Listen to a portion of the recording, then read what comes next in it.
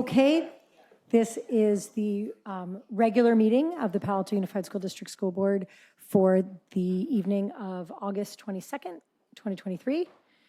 Welcome back. The board met in closed session to enter into a settlement agreement, including payment of $174,600 in a reimbursement for students' educationally related expenses and attorney's fees in exchange for release and waiver of all past claims against the district and claims through ESY 2024. Can we approve the agenda order, please? I want to turn that on. Okay, I move we approve the agenda order. Second. Okay, student preferential board vote. Could you say aye or nay? Aye. Board colleagues? Aye. Aye. Aye. Great. And let me just pause and recognize Mr. Lee from Gunn and Mr. Godapati from Pali, our new board reps. We're excited to have them, and we'll get there.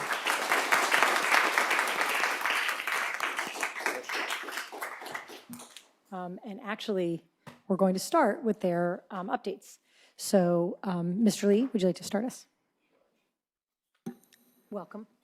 Hello, everyone. My name is Chris Lee, and it's really awesome being here for my first school board meeting. At Gunn, we've had a lot going on for the past 2 weeks. First, in terms of school-wide updates, we had new student orientation on Monday, August 7th. New students were able to hear from administrators and student council members about Gunn, and they were led on a tour of campus by Titan ambassadors. They also received really cool swag bags with water bottles, planners, and other materials that will hopefully help them throughout the school year. On Friday, August 9th, SEC doubled up and held 2 events. First, during lunch, the Welcome Back Rally, where students participated in a class donut eating contest for Rally Cup points and a free kickoff carnival after school that was open to all students. We received overwhelmingly positive feedback for both of the events, and we feel like it was a very awesome way for us to start off the school year. Seniors had their own set of festivities during the first week of school. On the first day, we all dressed up as royalty. On the second day, we wore second day t-shirts, which were designed by a member of our senior class. And on Saturday, we had senior sunrise, which was also lots of fun. Finally, this past Friday, we had the back to school dance with roughly 500 attendees. The theme was Starstruck, and we saw appearances by many administrators who are joining us here today who also partook in the festivities. In terms of student council related affairs, we had our annual start of the year retreat on Tuesday, August 8th, where we discussed big picture goals for the year and engaged in intra-class bonding. A few SEC members have also started a monthly newsletter that gets posted to the SEC website, and our goal is to ultimately reach more groups on campus. It's released at the start of every month, and it includes a rundown of all the events happening during the next month. We also decided on our homecoming theme for this year, and student council is currently working on what is probably the largest spirit week at Gunn. Individual classes have started working on their air bands choreographies for night rally and floats. Finally, one big picture goal that student council and administrators have for this year is improving and promoting admin-student relations. Last Wednesday, Principal Stratton visited student council during our leadership council to share her goals for promoting this relationship. Mrs. Stratton and I are also working on a town hall that we're hoping to happen in November, and we'd love to garner participation from school board members as well, so you'll definitely be hearing from me. In terms of other events, Ms. Stratton will be participating in the Fall Sports Rally musical chairs and teacher air bands during homecoming, so lots to look forward to there. And ultimately, these plans and events fit into our broader picture of promoting admin-student relations in different ways and in different contexts. Another really awesome update that's happening at Gunn is a student-led Gunn Equity Vision. So members of our Student Equity Committee and other groups on campus have put together a document of non-negotiables and community values that ensures everyone feels safe at Gunn and ensures that they feel respected. They were then reviewed by staff during yesterday's Staff Development Day, and I'll be sharing updates throughout the year in my board reports about where this project ultimately ends up going. Last but not least, we have many upcoming events this week. On Wednesday, we'll be having a welcome back social after school. On Thursday during lunch, we'll have a fall sports rally where all of our fall sports teams will be able to promote their sports and we'll be able to cheer them on. And 9th grade class officer elections are coming up this Friday. Thank you. Thank you so much. Mr. Rodapati. Guys, I'm Karthik Abadi, Valley Student Board Rep, first years. Really happy. Can you bring the microphone closer? We can hear you, but the people watching. There we go. The mic. Audio good for everyone? Pally had most of the same things that Gunn did, so it's going to be a lot like Chris to keep it short and sweet as to not bore you guys, so I'll get through it as quickly as I can. To start off, we had new student orientation, just like Gunn. We had over 60 leaders, as well as ASB, our student government, showing up to help our incoming freshmen, incoming students from other grades as they got oriented into Pally culture and walked around campus, which was admittedly a long walk. We have a new student luncheon upcoming for all of our new students new to the district in order to meet with their peers and learn more about Pally as a community and get help for everything they're struggling with. Last Friday, we had the dance, band, and cheer performances during our spirit rally. Props to the freshmen for their especially impressive spirited performance. Probably matched some of the older classes. Older classes, get it together, guys. We won our first football game against Archbishop Mitty, and though it was just a scrimmage, the important thing is that we won. Cross country is also having a scrimmage against Gunn, and not to be too rude, Chris, but I don't like your chances. Freshman elections are starting. We have 5 candidates for president, 3 vice presidents. A walk around Pally will show you a bunch of wonderful, colorful posters from all of our candidates. We're really excited to get fresh blood, new victims for our ASB student government, and we hope they'll have a lot of great ideas. We've spoken to some of them already, and we're really impressed by the new students. Class councils have also started to meet. We're starting Spirit Week prep, and additionally, there were class-wide meetings as all the classes went over their new cheers, discussed new events, discussed general class-wide topics as we move into the new year. We've decided on Spirit Week themes for most of them, for most of our classes. Seniors going with aliens / out of this world. Juniors are pirates. And frankly, I can't remember what the younger classes are. You can find them on ASB's website. Now, as far as clubs go, speech and debate, preseason has started. We're having our second practice right now, actually. And that's been a ton of fun for me as I'm part of it, and a ton of fun for everyone else, as I hope. The robotics season is starting with freshman recruitment beginning. Science Olympiads tryouts are happening soon, and the first volleyball game is on this Thursday. As all of our activities kick into high gear, we're really proud to have finally be able to come back to school, and we're really excited to see how this school year goes. Thank you so much. It's a pleasure to have you both. Dr. Austin, superintendent's update. Yeah, at the very end of last year, in fact, I think the last week of school, we brought in students from across the district and filmed them just talking about something that mattered to them or people in the district that had helped them. And this year, we'd like to start every single board meeting during my report with just one of these. They're typically about a minute long, but just I'm hoping that they're going to be a good reminder of why we're always here. And it is our students, student voice.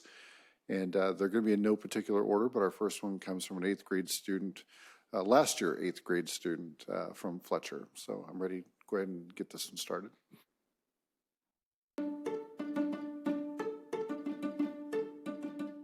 I just felt really welcomed and warmed in and like met eye to eye with. One of those people is definitely Todd Daly. I started really seeing him more this year. Even when I was at my lowest, he was just always there to check in on a day-to-day basis for me. So that just made me feel really like nice and warm, welcome, you know. When I go into the office, Miss Johnson is a great support. So is Miss Howe. You know, both of them, like when any of them are available, I'm able to go back to class, focus. It's kind of about like your mental and how you think. And if you just really just try to think of things positively and try to find people that you really definitely care about, and things that you care about and you pursue them. That's kind of what I focused on when I was feeling a bit sad. And of course I found the people in the front office to just kind of reach out to, and they helped me a lot with how I'm feeling throughout these years, and it's great. All right, I don't think Luis is with us today, but really appreciate him sharing those thoughts with us. And just like I think we had 17 students who went through this, and we're going to share one of these again, like I said, at every board meeting. So for the rest of my update tonight, first of all, I'd like to welcome Dr. Che to our table, who is new Assistant Superintendent in charge of innovation, and will really do a good job for us.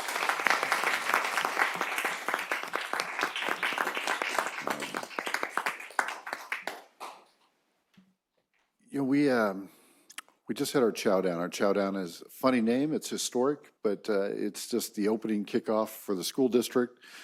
Someday someone will change that name. It probably won't be me. But we spent some time on a couple different topics, and Dr. Lopez was a fantastic speaker for the day. But we also spent time on the topic of mental health, and we're going to touch on that a little bit later in tonight's agenda as well. But I do think that one of the takeaways is mental health supports are not just for the other people. And it's one of those things I thought long and hard about, that a lot of times the people that are supposed to be in charge or leading divisions or districts or schools talk about how their job is to put supports for everybody else. And you know, we didn't take that approach this time. And you know, without getting too into it, I did share that I have and continue to use the services that we have in place. And like many other people, I've had my own challenges. And I tell you, it's hard to share those things, but I thought it was important because if the leader can't say that they need to have help sometimes and get assistance, then how should we expect other people to? And, you know, so more importantly, we have a better system in place this year than we had last year or any time in the history of the school district. I would contend that we may have the best system in place in the entire state of California. Time will tell, but there's no end to it. And it's something that's going to continue to evolve, and we're going to continue to work on. And, you know, the best part was even that day, 4 people on the very day that we launched the new services made appointments and were seen that day. So those 4 people and others would have come to school with the same concerns and issues a year ago and not seen anybody. So when we look at the wins, and we're gonna share some wins tonight, I think this is a place that I don't want to underestimate. This isn't a nice thing. This isn't another thing. This might be the most important thing, because when we have a breakdown in this space, really bad things happen. So I'm looking forward to watching this work evolve. Our professional development day focused on student behaviors and mental health. And just 2 quick survey results. We surveyed all the staff right in the moment on the back end as they're walking out. 78% of the staff that's classified and certificated agreed or strongly agreed to the statement, "I received ideas, understanding, and responding to student behavior that were new and or affirmed my current practices."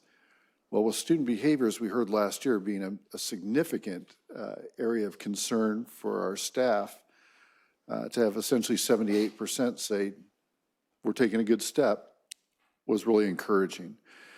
84% agreed or strongly agreed to the statement, "I feel supported by PAUSD's recent investment in mental health." 84%. So, you know, of course, my mind, like everyone else, goes to that other 16, but 84% feeling encouraged is a good thing. We're opening the year with staffing increases and intense focus around student behavior, both special and general education. I do have a fear that when we talk about student behaviors, that some people's minds are focusing on special education. That's not only inaccurate, it's unfair. Behaviors are behaviors for a variety of reasons. And we would like to see more of the desired behavior and less of the undesired behavior, and that's going to be true of both general and special education. We've also provided more information this year for our staff members than in the past, and that was a direct result of staff giving us feedback This will include access to discipline records through the Infinite Campus system, IEPs at a glance. We have now loaded, as of today, I think I saw 1,200 IEPs that would not have been on Infinite Campus in the past, and that includes the 80-plus behavior plans as well. All steps in the right direction to help make sure that the people charged with working with our students have the best information at their fingertips. And I appreciate meeting with our staffs, our association presidents, and the representatives as well as we continue to make progress on these meaningful areas. Thank you. Thank you. Next, we are going to open forum. It looks like we have about 30 speakers, maybe one or two more. So everyone's going to get a minute. If you are hoping to speak during open forum, reminder, if you're speaking in open forum, it's about something that is not on the agenda. So if you want to speak to something that is agendized, please wait till that time. If you want to speak to something not agendized, please get your card in or sign up to do it by the end of the first speaker so that we have a final count, okay? I'm going to cut off comments for open forum when the first speaker's done. I'll call names. It looks like most are in person, as I can see. And based on the names, I think I can guess some of the topics. When I'm going to call your name 3 at a time. So Benjamin Vakil, Albert Lee, Mary Yu. Make sure you speak into the mic, and I'll let you know when it's a minute. Thank you, board, for listening to what we have to say today. I'm here with 24 other students to speak about an issue that is deeply important to every single one of us, our math education at PAUSD. So I strongly urge you to actively listen to us, use those yours, and to work and engage with us to improve the quality of our mathematics education. I would also like to welcome our new student board representatives.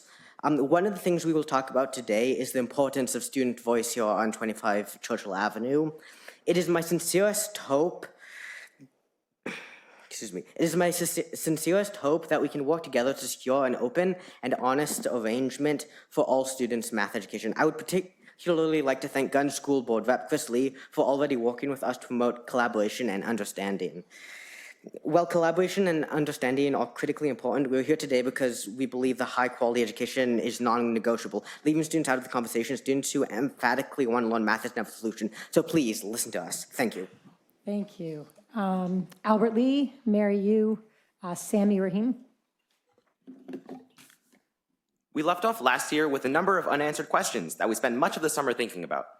Some of these questions included why the MVC course hasn't been offered for credit, why the district refuses to try to make the course timing more convenient for students, why the course has been excluded from the school curriculum, and why the district continues to hinder, isolate, and ostracize its own students.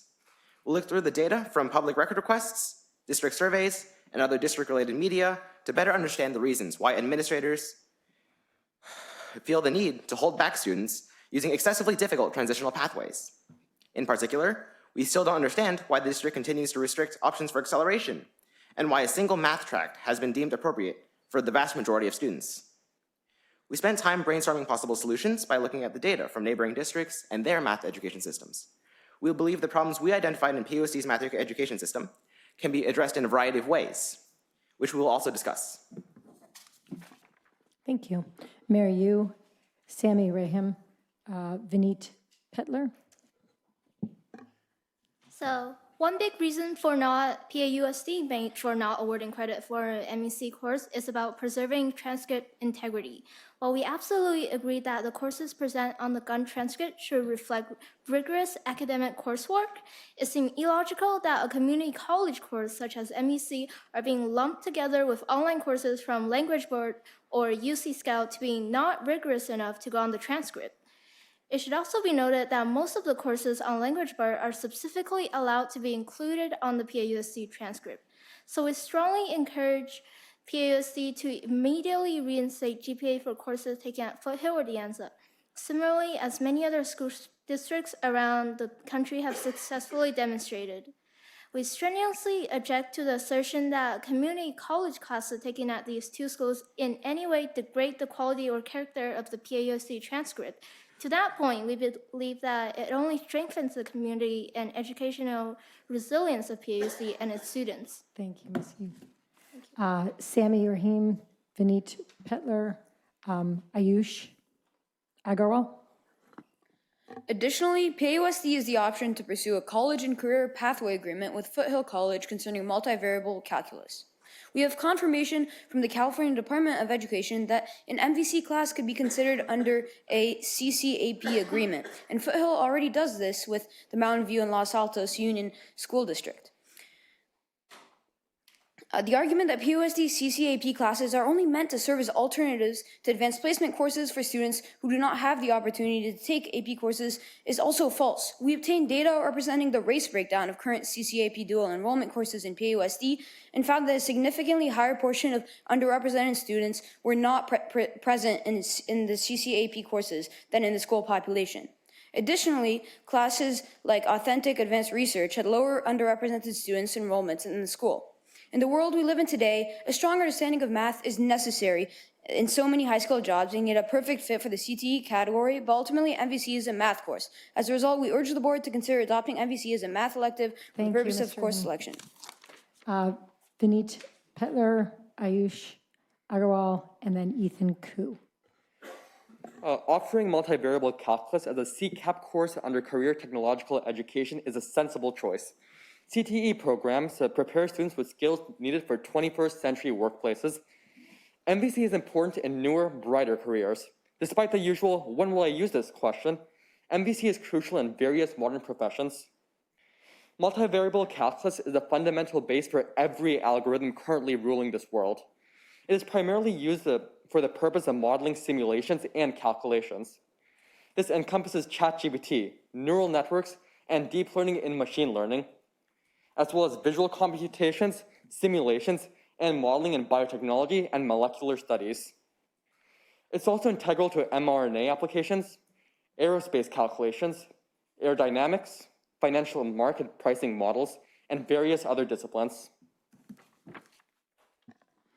Thank you. Ayush, then Ethan Koo, and then Sayona Dingra. Ms. Lado Mirek and Dr. DeBrenza stated that PAUSD lacks opportunities for advanced world language offerings for students, which would substantiate the treatment of advanced math in the district. However, many students who have skipped language have had the opportunity to either present a teacher recommendation, take a test, or both. There has been no sentimental pushback against skipping a level in language, whereas there has been for math. Furthermore, a large number of students are eligible for advanced math and are not adequately supported by the district.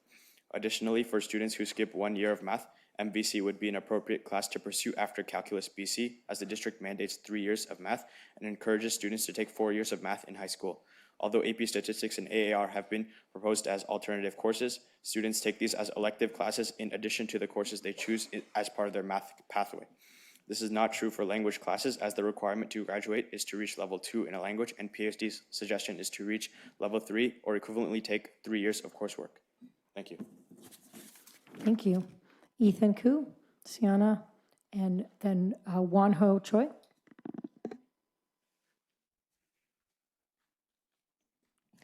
Teachers and administrators brought up concerns about MVC and pressure that harmfully stereotypes students as college-obsessed and pushed by their parents. However, students who have to advocate for themselves or pursue alternative education methods have less time to spend on other activities. In the case of MVC at Pali, students have to give up extracurricular activities, which causes stress. While stress is certainly a problem, it's unfair to scapegoat advanced math courses for creating it, as most students who are taking them really enjoy math. Besides, the academic stress arguments could be used to argue for the removal of AP US history or chemistry honors. The last fallacy in this argument is the assumption that making all students appear at the same achievement level will reduce stress. Although forcing some students to take coursework elsewhere may raise others' confidence temporarily, they'll encounter situations post-high school where others have more experience than them, and there won't be administrators to punish the more experienced people for causing stress. Thank you. Sayana, Wanhu, and then Andrew Shu. Gun counselor Mr. Leftwich unequivocally tied the debate over multivariable calculus to the college admissions process in a statement given on behalf of the PAUSD secondary counseling community. He directly insinuated that parents were pushing their students academically in an attempt to get them accepted into a high-prestige college. Leftwich denies that this is an effective tactic for college admissions. Rather, he argues that colleges want to see students with character, authentic exploration of interests, and positive and genuine involvement in communities that they are a part of, rather than just academic exploration. He ended his speech by asking the board to keep MVC an off-campus option for the handful of students for which it is appropriate. This small handful, he argued, are not in the least representative, and perhaps even counter-representative, to the interests of the wider student body. Leftwich accused the supposed 30-some-odd students for whom this debate is relevant of not arguing for all students and taking up the very resources and energies that should be directed toward the outcomes for all students. Importantly, Leftwich stretched the importance of PAUSD's morale in the curricular decision-making process. Thank you. Wanho Choi, Andrew Shu, and then Agastya Goel. While we firmly believe that Mr. Leftwich and all the other PAUSD teachers, counselors, and administrators attempt to faithfully advocate for all students, we are dismayed by their harmful conclusions. Leftwich stated that offering the option for students to take MVC is unacceptable, and its only value is in simplistic tactics pushed by overbearing parents, leading to students feeling shame and inadequacy. This devalues the interests of many kids who genuinely enjoy mathematics. It is wrong to promote a culture of skepticism towards any student's interest, especially by someone in the position of authority. Similarly to Mr. Leftwich, Mr. Degler suggested robotics, computer science courses, and AAR as alternatives to advanced courses such as MVC, explaining that taking these courses will make students more well-rounded in STEM, which appeals to elite colleges. While these alternatives may be more appealing, Mr. Degler's emphasis on making the students more competitive for colleges contradicts the message of the other staff. In fact, he himself states that only students who are truly interested in math should have the opportunity to pursue advanced coursework like MVC. Furthermore, the aforementioned courses are not adequate substitutes for a higher-level math course, as they teach different skills. Thank you. Andrew, Agastya, and then Satvik Sivaraman. Counselors should not be favoring one type of student over another in any situation, even under the guise of consideration of the entire student body. PAUSD is holding back many interested students rather than protecting a majority because of this rhetoric. During the week of March 20th, 2023, Dr. Austin sent out a survey to students at both high schools to collect data about students' math experiences. Although not mentioned in the breakdown of the results, 42% of the respondents indicated that they were either somewhat likely or extremely likely to take a class beyond AP Calculus BC in high school if they could. Moreover, students in the honors lane indicated somewhat likely or extremely likely 69% of the time, and students whose favorite subject was math indicated these responses 70% of the time, a whopping 86% for students both in the honors lane and whose favorite subject was math. Although PAUSD collected this data, we had to make this conclusion ourselves, which shows that the district is willing to ignore inconvenient statistics. Moreover, these data points clearly dispute the assertion that only around 30 people are interested in MVC. Thank you. Agastya, Satvik, and then Albert Yu. So if there are roughly 420 students each year who are potentially interested in taking a class, many of whom can succeed, why do we refuse to offer it? Mr. Degler addressed this in his comment to the board, stating that adding multivariable calculus would, quote, add a 5th year of math to our existing 4-year pathway, unquote.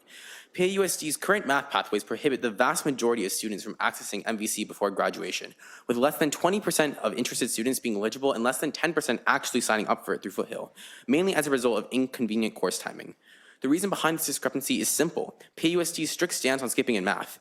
As Mr. Degler emphasized, MVC is inaccessible to most, as skipping in high school has been strictly prohibited. Moreover, he said many of our students don't have the access to tutors and outside support often required to skip a year of math. We agree that this is inequitable and would like to address that. However, we do not believe that the solution is in any way to not offer advanced math classes. Pushing higher level students away from MVC may level the playing field, but only by preventing many students from learning as much as they can. Thank you. Satvik, Albert, and then Jason Lin. Another major issue that we noticed when looking at the raw data concerns disingenuous representations of the facts. In his March 24th superintendent's update, Dr. Austin stated that more than 65% of those who challenged a math course by examination were successful, referring to the 13% of students who said they attempted to challenge a course by examination. Of the 1,978 respondents from Gunn and Pally's Qualtrics survey, 13% attempted to skip and 66% succeeded, translating to 161 students. We found this immediately suspect as PAUSD site policy has disallowed skipping in high school, as many of us have experienced. So we analyzed the raw data obtained through the PRA request. It concretely shows that over 90% of the 161 respondents could not have skipped based on the math class they took in 9th grade and the math class they were taking when they filled out the survey. Some level of discretion regarding accuracy of data is highly necessary in educational policy to maximize student outcomes. We hope that Dr. Austin takes this into account. We believe that mistakes would be avoided if PAUSD makes it a priority to be open. Albert, Jason, Hong Yi-shi. Although the prospect of offering multivariable calculus appears to be opposed by administrators today, the attitude in the district once looked quite different. In 2007, 5 years before multivariable calculus was first offered as a course, it was then that Pally's Verde magazine declared that one day in the not-too-distant future, the Pally Math Department may add a new class to its repertoire. Calculus D, the class, multivariable calculus, and linear algebra with differential equations would educate the school district's most accomplished mathematicians. Suzanne Atink, longtime math instructional lead at Pally, directly indicated her desire for the course, as she believed it was necessary to foster continued growth. The article stated that Atink would teach such a class in a heartbeat. However, the article noted that the class would not be offered that school year because too few students were eligible. In the 16 years since the article was published, PAUSD has seen an 8-fold increase in eligible students. Thank you. Jason, Hong Yi, and then Andrew Wen. 5 years after the publication of Beyond Calculus, the district finally began offering multivariable calculus. A post by the Pally Voice indicates that Mr. Radu Toma, Pally's instructional lead that year, quote, expressed optimism about the creation of this course and hoped to see more courses like it in the future. Furthermore, an article about alternative education pathways from the Campanile in 2013 states that a student who recently completed multivariable calculus, the most advanced course offered by the Pally department, intended to pursue university coursework after.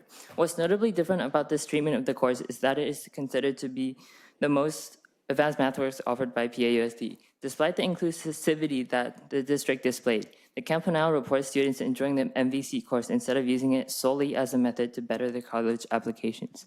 Perhaps treating the course as such, again, won't come with such dire consequences as have been forecasted by the administrators. Thank you. Hong Yi, Andrew Wen, then Andrew Fan. The overall attitude towards parent involvement in education has also changed since the publication of Beyond Calculus. In the article, math instructional lead Susanna Tink praises parents for helping their children discover mathematics, stating that parents start searching for opportunities for their kids, including enlightening experiences, math camps, and contests. Then goes on to say that sometimes these activities can advance kids in the curriculum, but they're mostly just to get them inspired about math. In this case, teachers praise parents for helping their students develop interests in math early on, which helps them to succeed. Atink recognizes the importance of student engagement as well, explaining the importance of inspiring younger math students. Discovering this passion early on is important for some students, and invalidating support from parents seems excessively judgmental. After all, teachers, administrators, and parents should all be helping students to succeed. Thank you. Thank you. Andrew Wen, then Andrew Fan, and then Sophie Rong. Suggestions by board members that interested students should attend private schools disregard the inaccessibility of private education. Local private schools, including Proof School and the Harker School, have tuition rates that are as high as $50,000 per year, which most families cannot afford. Encouraging students to attend private schools for rigorous education is inequitable, as it implies that only wealthy students should have access to high-quality math instruction, effectively exacerbating the education gap. It is incredibly hypocritical to recommend this while stating that multivariable calculus access is fundamentally inequitable due to the necessity of tutoring. Despite challenges created by the school district for interested students, PAUSD students have consistently achieved outstanding results at various mathematics competitions. For instance, PAUSD has sent multiple students to the prestigious Math Olympiad program and has had among the highest qualification rates for the American Invitational Mathematics Examination in the United States. Thank you. Andrew, Sophie, and then Abhi Singh. In handling math-related issues, PAUSD repeatedly frames conflicts as parents versus the district, sidelining students. Students take MVC and were the first to protest the cancellation of the class, so they should be considered the most important stakeholders. Some students published a letter to the editor in Palo Alto Weekly to discuss this. PAUSD has not acknowledged their incorrect framing of the issue. This rhetoric has been used by the district to promote the stereotype that interested students are being pushed by their parents. Board members stated that parents are removing roadblocks from children to substantiate their unwillingness to make taking MVC achievable for students. Although students should be prepared to take MVC, getting a spot in the class should not be artificially made difficult. If a student says they are interested in math, teachers and counselors should look for ways they can help the student pursue it, rather than questioning the legitimacy of their interest. This repeated questioning pushes students away from the subject, which is antithetical to the concept of a school, an environment for learning. Thank you. Sophie, then Abby, then Ria Singh. PAUSD's obstructive and opaque policies also directly harm students. I first encountered PAUSD's math placement tests in 6th grade. Since I was performing very well in my grade level math class, I eagerly took up this opportunity to move into a more challenging class. The district was rumored to be opaque about the test topics, so I was unsurprised to see that the test consisted of various AMC-style questions that deviated significantly from what I had been taught in school. I ended up failing. After taking Geometry H in 9th grade, I again wanted to skip a grade in math, 10th grade Algebra 2 trig. This time, I had concrete evidence to prove my Algebra 2 abilities, as I was concurrently enrolled in an AOPS online Algebra 2 class, later earning the equivalent of an A. So I emailed the math department lead and asked if I could skip Algebra 2 Trig H. He responded that the course was a graduation requirement and that the district didn't allow that anymore, which contradicted the course challenge process. I hope that in the future, PAUSD becomes more transparent about its mathematics program and stops its practice of hindering the academic potential of passionate, high-performing math students. Abby, Ria, and then Kristen Ponlithner. Having a single lane for all middle school students may appear to support everyone, but it ensures that the pace of classes isn't appropriate for the majority of them. Because everyone's learning styles and paces are different, using the same instructional model for every student doesn't adequately fulfill the needs of many. For instance, as a student who is already knowledgeable in the material necessary for my class, I find it difficult to make sure that the pace of learning is appropriate for me. On the other hand, I've noticed that the pace can be too fast for other students at times. If I had a fair opportunity to place at a higher level, I would be able to learn at a more suitable pace. And similarly, I'm sure my peers would like to learn at a level that they feel comfortable learning at. We are not here to argue that students should race through math courses. All we hope is that PAUSD will support students who are struggling, but also challenge the kids who have knowledge and are excited to learn. Thank you. Ria, then Kristen, then Aritra Nong. Unfortunately, the procedures of changing lanes at the high school level are often obscured. For instance, there's no pathway in the gun course catalog to move from IAC to AP Calculus BC, although this is possible given the students complete Calc 1 at the local community college. Through the process of taking the supplemental course, students are not supported by the district. For instance, in June, I wanted to take both Calc and C++ from the local community college. However, administrators at Foothill told me I needed to take AP Calculus to take their calculus course, and only when they finally let me know that taking the course was possible was I able to fill the forms out and acquire the necessary signatures from gun administration. However, by the time the forms were signed, the course was full. Fortunately, I was able to sign up for a course at De Anza College, which allowed me to place into AP Calculus BC this year. As a result, I am able to take the course that better suits my needs. If the district provides the information about these options, I'm sure other students will be able to benefit from similar course sequences. Thank you. Kristen, Aritra, and then Ethan Q. Incorporating methods for changing lanes is highly necessary to ensure that all students continue to learn throughout their education at PAUSD. In order to allow and encourage students to learn, the district should consider providing more information about alternative options to learn more, including pathways from IAC to Calc BC through summer classes at a JC.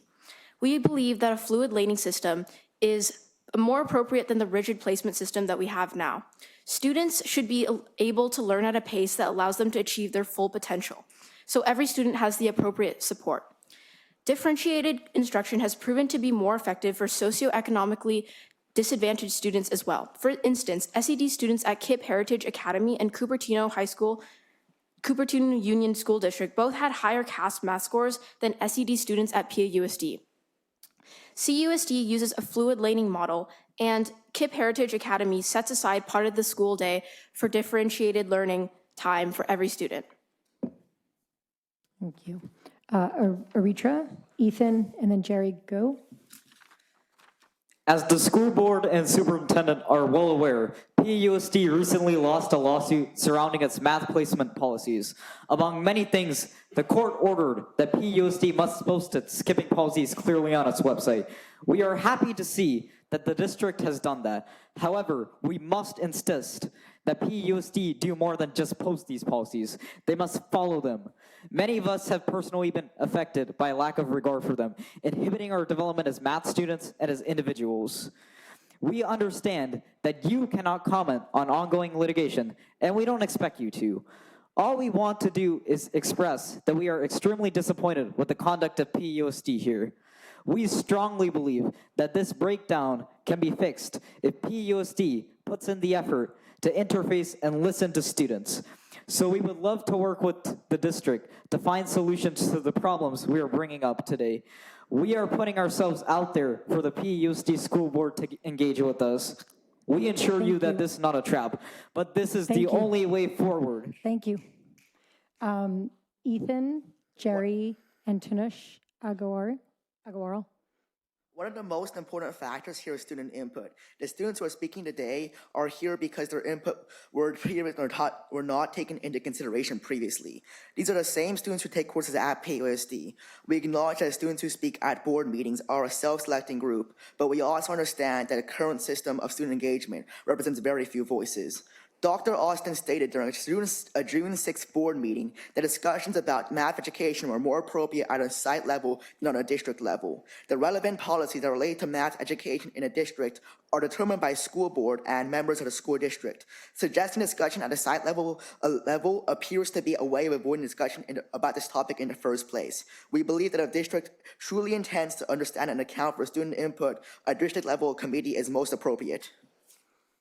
Thank you. Jerry, and then Tanush, and then Stephen Davis. Board members have repeatedly stressed that community members equate being heard to action being taken by the district. But the district also refuses to acknowledge that they've taken community voices into account. Instead of criticizing the community for expecting action, the district should provide rationale for their decisions. Transparency is extremely important and should be a priority for the district, as it will help to increase the effectiveness of communication with the community. In order to facilitate discussion with a wide variety of different stakeholders, it is important to create an environment where members are encouraged to voice their concerns. We believe that the best way to facilitate this is through the creation of a committee with students, parents, staff, and teachers to discuss different aspects of math education and PAUSD. Additionally, PAUSD should correct any misleading statements that they have previously put out. Examples of such statements being that transcripting issue is a state law issue and that lack of a qualified instructor is the reason that MVC cannot be hosted at a convenient time. Thank you. Tanush Agarwal, Stephen Davis, Edith Cohen. We've thrown a lot of information at you today. So, to conclude, we are all very grateful for the work and the board and district has been doing. However, we believe that math education in the district can be improved by including transparent and fluid acceleration procedures, accepting advanced math, and encouraging all students. We would like to see the MVC course reinstated for credit as a CCAP course offering, so that students have the opportunity to take it on campus without being forced to choose between a valuable extracurricular and this course. We believe that allowing all students to learn at a pace which is both challenging and appropriate will allow more students to reach their full potential. Students want to continue learning, and the district should help facilitate this, as education is the ultimate goal. Lastly, please be aware that all the students who spoke today about MVC are here because they are passionate about math and want to see the best outcomes possible for all students in the district. We hope that you will take our concerns and experiences into consideration and that you will include more students into the decision-making process. From all of us, thank you. Thank you. Thank you. I just want to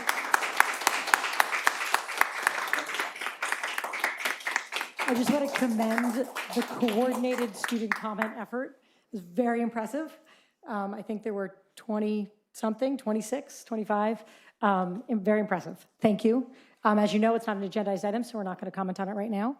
But we have more public comment, and we look forward to continuing the conversation.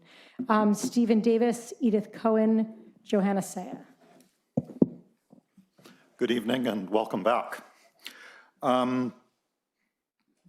In 2022, 96.3% of our students, Palo Alto students, graduated from high school. 3.7% did not. I'd like to talk a little bit about that 3.7% or 38 students. Of that group, 34% are socioeconomically disadvantaged students, 13 students. 18 students, 47% of those students are students with disabilities. Nine of those students, 24% are Asian. 9% are 24% also students with two more races. 15 of those students, 39% are white, and 2 of those students, 5% are English learners. And for our other small groups, the data is too small to report for privacy reasons. Thank you. Edith Cohen, Johanna Saya, Rika Yamamoto. Hello, do you hear me? Yes. Yeah, I'm very proud of the students that spoke. They were amazing. I just hope you would listen to them finally. So now PAUSD lost the mass lawsuit. It was, but in 2 back-to-back announcements, it was misrepresented to the community as a win.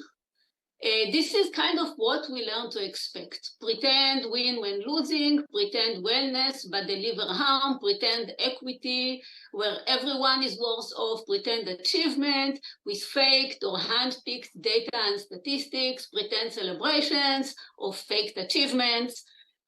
So now just the significance of the lawsuit win helps both ends of the achievement spectrum by holding PAUSD accountable for correctly reporting graduation Thank you, Ms. math. Cohen.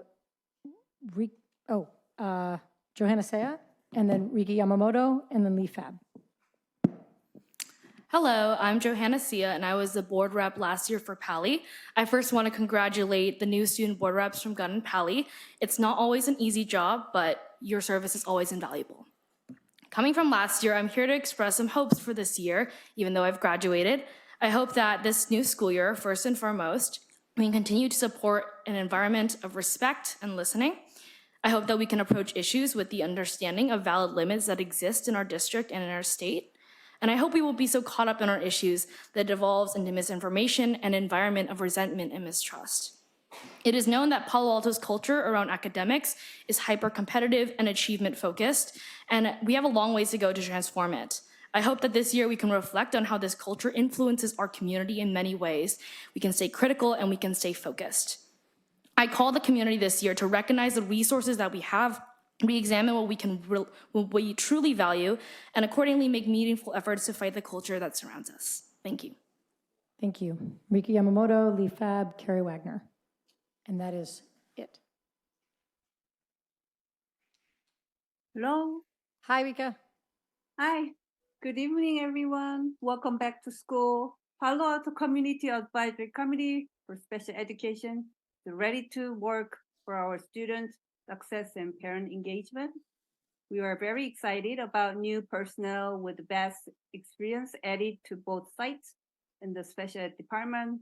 We are also welcome the special education improvement session scheduled at the October 24th board meeting. CAC's first public meeting is on Friday, September 15th, and the family fun day is on Saturday, September 23rd. Please join us. Thank you. Thank you. Lee Fab and Carrie Wagner.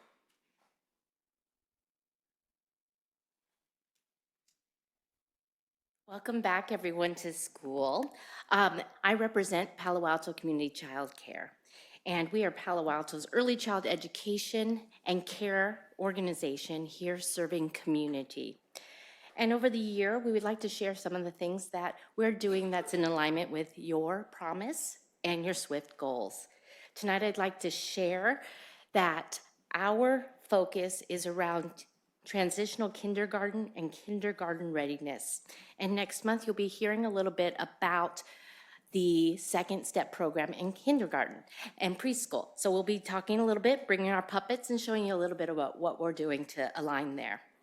I also wanted to tell you that we have done eye exams this month for all of our preschoolers.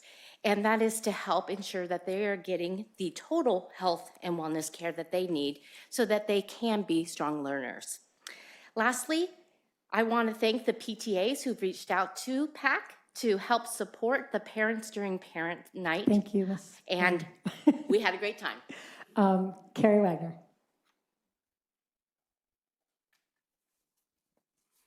Hi, everyone. My name is Carrie Wagner, and I'm the president of the Palo Alto Council of PTAs.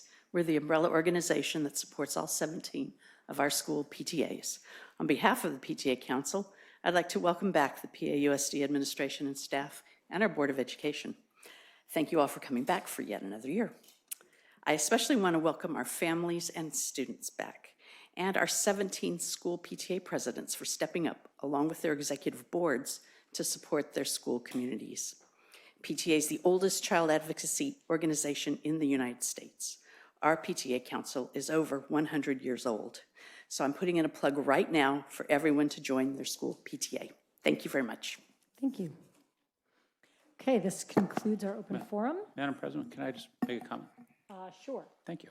As Board President DeBrienza said, obviously the board can't engage on the substance of anything that was said, but I wanted to echo her comments that it is, I mean, it's really heartwarming and uplifting to me to see so many of our students so passionate about their education and coming down here and being so amazingly articulate and in promoting their own interests, advocating for themselves and stepping up and being part of our process. We don't see that very often. I've been watching this board for more than 10 years. And I, like you said, I can't think of a time when I've seen that done. So I really respect and appreciate all the students who took the time to do this and obviously put in a lot of effort, and I think it was well received. Thanks. Okay, we're moving on to our staff reports. We're going to start with our mental health update. I'm just going to jump right to it and bring up Don Yoshinaga, who will also introduce us to Lisa Romero. So good evening, board members, Dr. Austin, Executive Cabinet. With mental health and wellness as one of our 5 priorities, we are investing in and committed to the mental health and well-being of every PAUSD employee. I am beyond ecstatic to introduce Lisa Romero, licensed professional clinical counselor, who is our new mental health specialist for staff.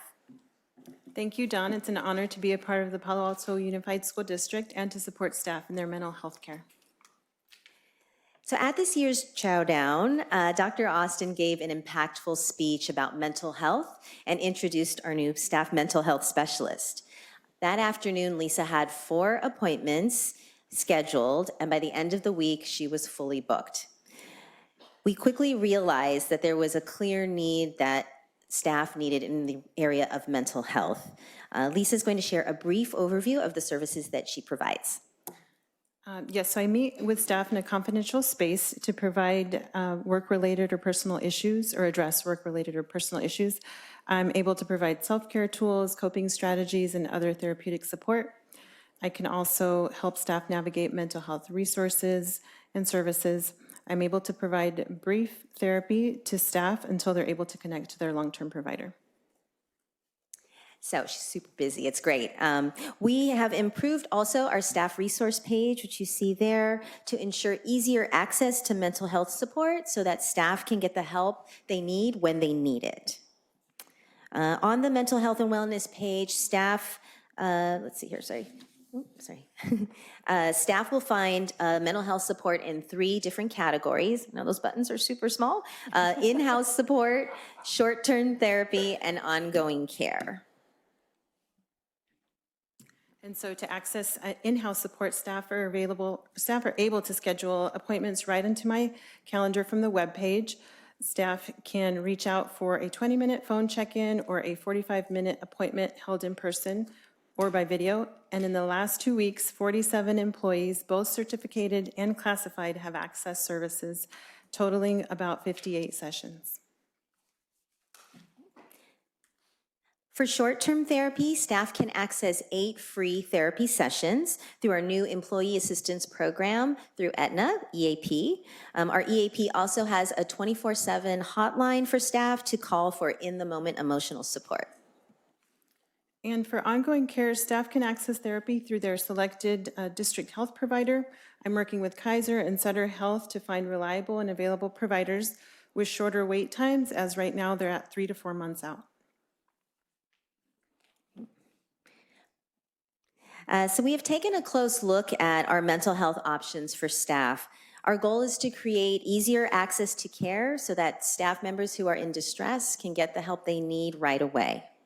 So far, we have received a lot of positive feedback, and we also plan to send out feedback surveys so that we can ensure that we're meeting the needs of our staff and growing with those needs. Our staff take care of students and families from a variety of seats in PAUSD. We want to ensure that their mental health is cared for and prioritized. Thank you. Thank you. I see no public comments on this. Is that correct? Am I missing anything? Do you see anything? Okay. No. Okay, great. Thank you so much. Colleagues, questions or comments? Mr. Darrow. Welcome. Thank you. And I just want to say that with our sort of ongoing and renewed prioritization of mental health, and I think focusing on mental health this year, this is sort of like the oxygen mask, right? You got to put your oxygen mask on yourself before you can put it on your child. And we as a district and as staff and teachers and aides and board members, we're not going to be able to take care of the mental health of our students if we're not taking care of our own mental health. So to me, this is great for a number of reasons. One, it's really important that as a district, we are taking care of our staff. Right? Our staff is doing the work. It's equally important that we are leading in that sense and making sure that we are able to take care of our students. So this is a great first step for this year in our big emphasis on mental health. I know Ms. Ledamiric has also expressed a great desire to focus in on mental health this year. And this is a very, very good step. Anything? Yeah, I want to follow up on that. I too am so glad that we're doing this, and I'm glad, I guess, bittersweet, glad and not sad that people are taking advantage of it. I wish they didn't have such an urgent need that they called the day of Chowdown, but I'm glad that the support was there for them. And yeah, Mr. Rupp noted, I made the point a few months ago when we were talking about student mental health that I was hoping that this would be the year of preventative care, when we were really focusing on the root causes of what for our students can be toxic stress, and we know for our staff as well. And I want to reiterate that same point tonight and just say that even though we know, like with our students, but we know that the stressors on our educators are not unique to Palo Alto. All you have to do is turn on the news and it's full of stories about the crises in public education. They're magnified and accelerated by the pandemic. But just because these issues aren't unique to our district doesn't mean that they're any less real and impactful here. And it certainly does not absolve us of responsibility to address them. So I do want to say, Dr. Austin, thank you to you and your entire staff for the work that's in progress to address the root causes of stressors in our educational ecosystem. I'm grateful for what's being done, and I'm optimistic that we're moving in the right direction. And at the same time, I'm very aware that change can feel too slow and too late. I know it often feels that way to me, and I apologize when I come across as impatient. But I'm going to keep on pushing for updates about the progress on that systemic work, and at the same time, as this work is progressing, I just want to say thank you, Dr. Austin, Ms. Yoshinaga, for adding this important and necessary support for our staff right now.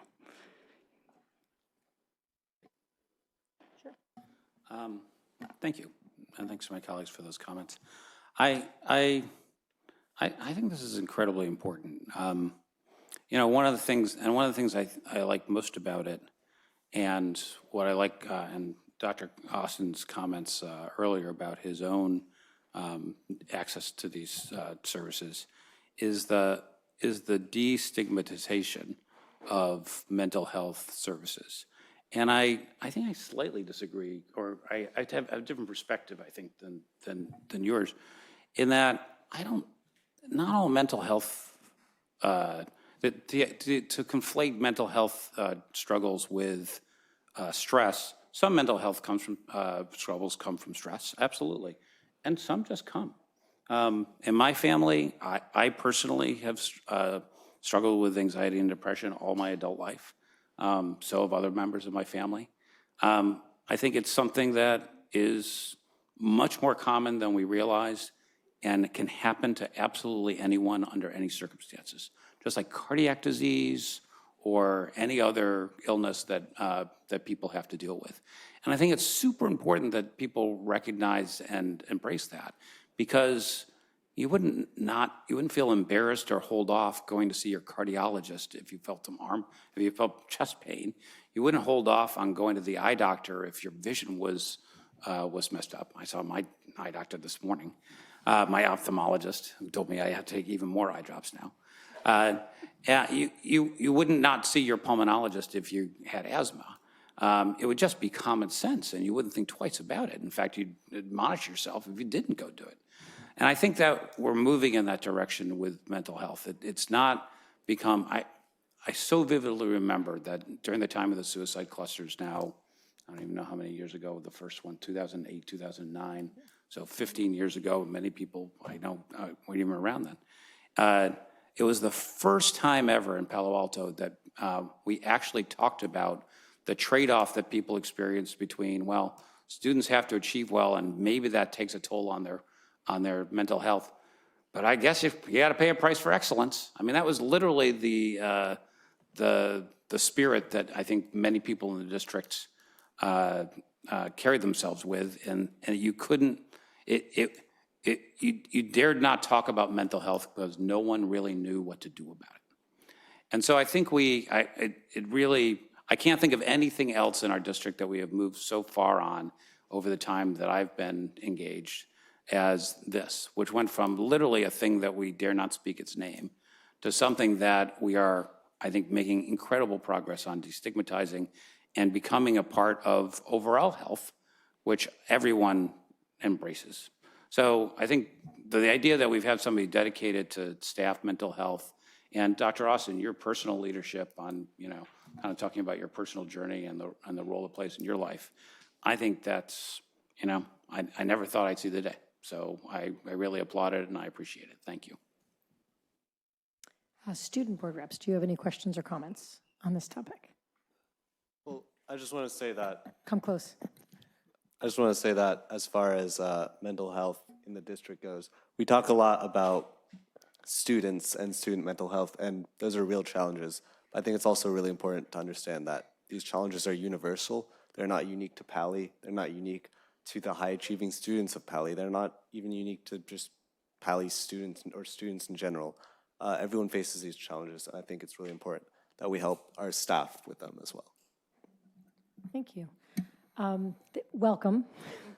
Thank you so much for taking on this role, and thank you for sharing your story, and thank you for making the move to get this position in place. I share Ms. Ledemarek's sort of malaise that, like, I'm sorry that you're needed, but you're needed, right? Because we are people in society in 2023. And I couldn't agree more with Mr. Collins, that there isn't necessarily a reason, an external cause for some of these needs. And it's really important to recognize that and to just provide support where it's needed, no matter what the cause. I do also want to recognize that Ms. Ledemarik, I think, is talking about in what ways are we contributing to it and are exacerbating it? And that's something that I think we're paying attention to, and I appreciate as well. So it really feels like, for several years, staff has been telling us that they were struggling, and we have put effort forth, staff has put effort forth, and provided opportunities for people to go on hikes or, classes or whatnot. And there have been times that staff has taken advantage of it, and times that staff has said, that's not what we need. And I really appreciate that we seem to be providing for a serious need. Thank you. I look forward to hearing, of course, vague updates. Yes. Add one more thing, and I wanted to follow up on that. I think that Dr. Austin started with his report today talking about the professional development around challenging student behaviors. And there's things that we're doing, listening to staff that we know is making jobs more stressful, and that we're trying to do systemic work to combat some of that. And at the same time, it's not enough to tell people we're working on it, right? And that's where I think we really appreciate that this was a concrete step that we could take right now while we're also working on stuff. Yeah. Thank you very much. Thank you. Okay, moving along. Gosh, I'm on, of course. Okay, so we're on to, I think, 4B, correct? Which is our early literacy CASP data. I can't believe Mr. Collins walked out for that. Kind of shocking. He'll be back soon. We're going to talk really slow. Don't worry, he'll make it back. I think there's a chance Mr. Collins Has opinions on this? might know what our results are and might feel good about it. And so do we. Before I turn this over to Ms. Brown, just another collective thank you to everyone who implemented. So many things had to go right for us to come anywhere near what we're going to present tonight. And I was watching a show about the Webb telescope that they sent out into space, and they talked about when they were creating it, they used a term I hadn't heard before, but it's how many unique points of failure does a project have? And a project that has 20 or more points of failure, fatal points of failure, they don't go with traditionally. We had a lot of potential points of failure, and we navigated it. Some bumpier than others, but we navigated these points of failure to a point to where we are going to share right now what very well might be the second year in a row of some of the best results in the state of California, and optimism about it just getting better and better. So I just don't want to lose sight of what a big deal what we're going to show you is. It's not a plant the victory flag, although I think sometimes we don't give ourselves even a moment to enjoy a victory. This is, by all accounts, a victory. And it's a victory that doesn't have a finish line yet. But for where we're at right now, I think we need to celebrate this one. But along those lines, Ms. Brown's leadership has been solid and so instrumental all the way through, including her work with our principals and with our teachers on special assignment and with Ms. Reynolds. And I really appreciate everything she's done. I'm going to turn it over now to Ms. Brown. Thank you, Dr. Austin. Get me choked up. All right. Good evening, board trustees. Tonight, Ms. Reynolds and I have prepared an update on progress indicator number 2 for the Every Student Reads initiative. During the school board meeting held on June 6th, the end of the year iReady assessments results were presented to the board and the community. The data shared during this meeting showcased remarkable growth in reading among K-5 students, with all groups surpassing the original goals. Despite the positive response, skepticism emerged among certain community members regarding whether iReady is indeed correlated to CAS. This evening, you will see evidence that our iReady results from last year were determined to be highly correlated to our CASP scores, and through our continued intentional focus on a universal screening, assessments, instructional practices, curriculum and professional development, and with the hard work of our teachers and students, we are seeing unprecedented growth for students who have been historically underserved in our district. I would now like to turn over the presentation to Ms. Reynolds. Thank you, Ms. Brown. Good evening, Dr. Austin. Good evening, board members. This slide shows our 2018-19 baseline for the Every Student Reads initiative and the year one progress on the California Assessment of Student Performance and Progress, CASP, English Language Arts Assessment in Reading, Writing, and Listening, where 3 out of 6 groups met the goal of improving by 3%. In the final column are the results we have anticipated since June, with 4 out of 5 groups exceeding the goal of improving by 4% on CASP ELA. In reviewing the growth of each student group, the light blue star represents the goal. As you can see, 4 groups exceeded the target, with students with disabilities closing in on the 4% goal increase. Here you can see the 4-year longitudinal data by student group, indicating that all groups made improvements, with 4 out of 6 groups experiencing a significant jump last year. As a reminder, our broad goal of the Every Student Reads initiative is that all students will read on or above grade level by the end of 3rd grade. Though each year includes a different set of children, 3rd grade children, as we can see by the results, the intentional shifts in our instructional strategies, methodologies, and curriculum have substantially impacted students in grades TK through 3rd. For students with disabilities, growth over time has been flat. We recognize that. And we are learning more about why the same strategies that have been effective for our groups are not as successful for our students with disabilities. And as a result, we're currently unpacking the root causes for this discrepancy in the growth. And we'll work collaboratively with special education teachers and our reading specialists to learn more and determine the best next steps. In reviewing our CASP ELA results by student group, including all 3rd grade students at the top, we see significant growth in our children meeting or exceeding standards from spring 2022 to spring 2023. As you may recall, the 3 student groups did not meet this goal last year: Hispanic or Latino students, English learners, or who've been in the U.S. greater than 12 months, and students with disabilities, and Hispanic Latino students. They did increase by 18 percentage points this year, and our English learners increased by 10 percentage points this year. And our students with disabilities did increase by 2 percentage points this year, demonstrating that having a disability does not preclude students from becoming literate and learning to read. Our 3rd year of the Every Student Reads initiative is happening in 2023-24. You can see the 5% goal increase in the final column, and the students where we have enough children enrolled in 3rd grade, you can see the percentage of growth that we would like to see at the end of year for those student groups. And we don't have enough students currently enrolled that are in the Pacific Islander group. However, we will continue to have a laser focus on those students as part of our early literacy initiative, working with our elementary principals and our teachers. And we are confident and committed that we will propel all students to meeting our PAUSD promise. Thank you.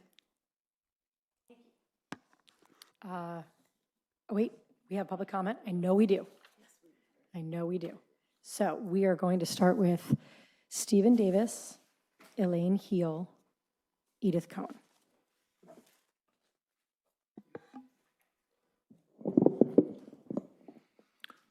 First of all, the overall results have been really impressive. It is unfortunate that actually if you go back to the chart, which I can't have superpowers with or control for, the trend at best for students with disabilities has been flat, but if you were drawing a line, it's a bit down over the relevant 4 years. Again, different students. This is kind of a theme in our district. If you looked at the English language arts macro numbers for the last time, they're on the California dashboard, one of my favorite places to hang out. The gap is growing between our special ed students and general ed students. We had, to remind you, a massive increase in absenteeism for special ed students this past year. I haven't seen an indicator that's getting better for students with disabilities in our district, and they're all actually mostly getting worse. And I guess the question is, you know, it's like, great, green, yellow, yellow, when are we gonna start talking about the students in red? And when are we going to spend some time in here focusing on it as opposed to being a footnote to the other successes in the program? Thank you. Thank you. Elaine Heel, Edith Cohen, Nicole Chuang. Hi, I'm Elaine Heel, and I'm reading this statement on behalf of CAC tonight. Thank you for reporting on the ESRI Progress Indicator 2, the Smarter Balanced ELA, and congratulations to the 4 groups who have met the 4% improvement goal or exceeded it. However, CAC points out that the students with disabilities continue to be a group who do not meet the 4% improvement goal. In fact, comparing the 2018-2019 baseline to the current 22-23 school year, the percentage of the students with disabilities meeting the standards has actually decreased over that time. The presentation refers to intentional focus to achieve continuous growth, yet this data shows that growth is lacking for students with disabilities. Be useful for our special education families to understand specifically which of the items on the intentional focus relate to specifically to special education. It would also be useful to understand if there are plans to change the focus on special education in the coming years, or as Ms. Reynolds pointed out, maybe once they're determined and we have a little more information in that area. Thank you. Thank you. Edith Cohen, Nicole Chuang, Eileen Kim. So, okay, so first a few seconds on the prior topic. Mental health is important, but I just would like to point out that toxic stress is a code word in this district. Right now we're talking about literacy? Okay, so about literacy. Okay, I cannot overemphasize the importance of correctly using and analyzing data, and this district repeatedly is gaslighting with data. These SBAC progress indicators are statistically broken, and this was already pointed out to you. Now, the iReady results were misinterpreted as meticulously explained to the board by another community member. You need a statistician to provide some oversight on this. As for the SBAC, the numbers are just too small. Said Latino, 38 students. It's not even clear what happens because it used to be 60 students groups. It's different groups in different years. And the comparison is across the different cohorts. It's just that it's not, we can see that students with disability, there was no move, and there is like suddenly a higher move, and it's just the variability is just too high. So, and as for the iReady data, it was grossly misinterpreted, as Gail explained to you, and you're just ignoring advice and by people that know what they're talking about, and you just keep celebrating these successes, and please just get a statistician. So because you need to be guided by evidence and data, not by misinterpreted things towards what you want to see. Thank you. Thank you. Ms. Chuang and then Ms. Kim.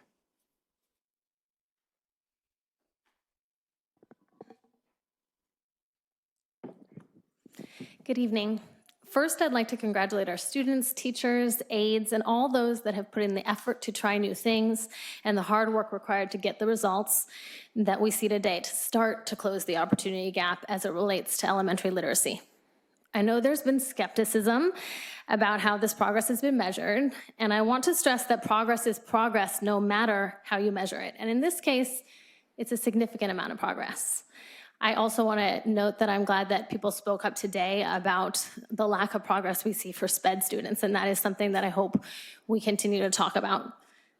As for the opportunity gap, I have seen the effects that it has on our students beyond test results. It affects how they view themselves in the world, how they think of themselves and their potential, and their sense of self-worth.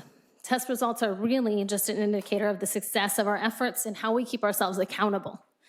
Thank you for pushing these efforts to address systemic educational inequity. Please keep your foot on the pedal. We have a long road ahead. Thank you. Ms. Kim?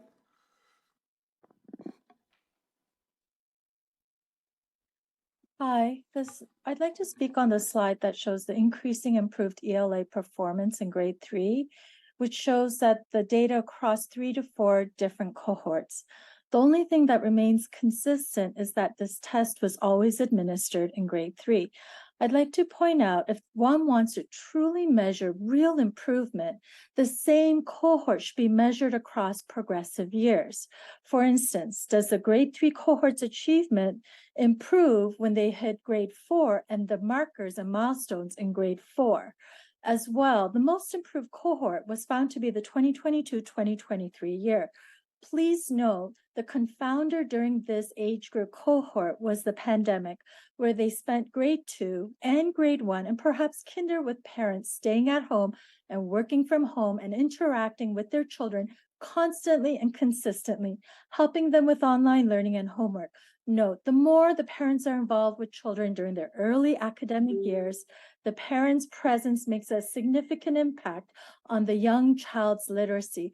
Having this pandemic confounder, as well as unilaterally saying, oh, we improved from every grade 3 year, each progressive year, should not be the statement PAUSD asserts. I'd love to be an optimist, but let's use real statistics.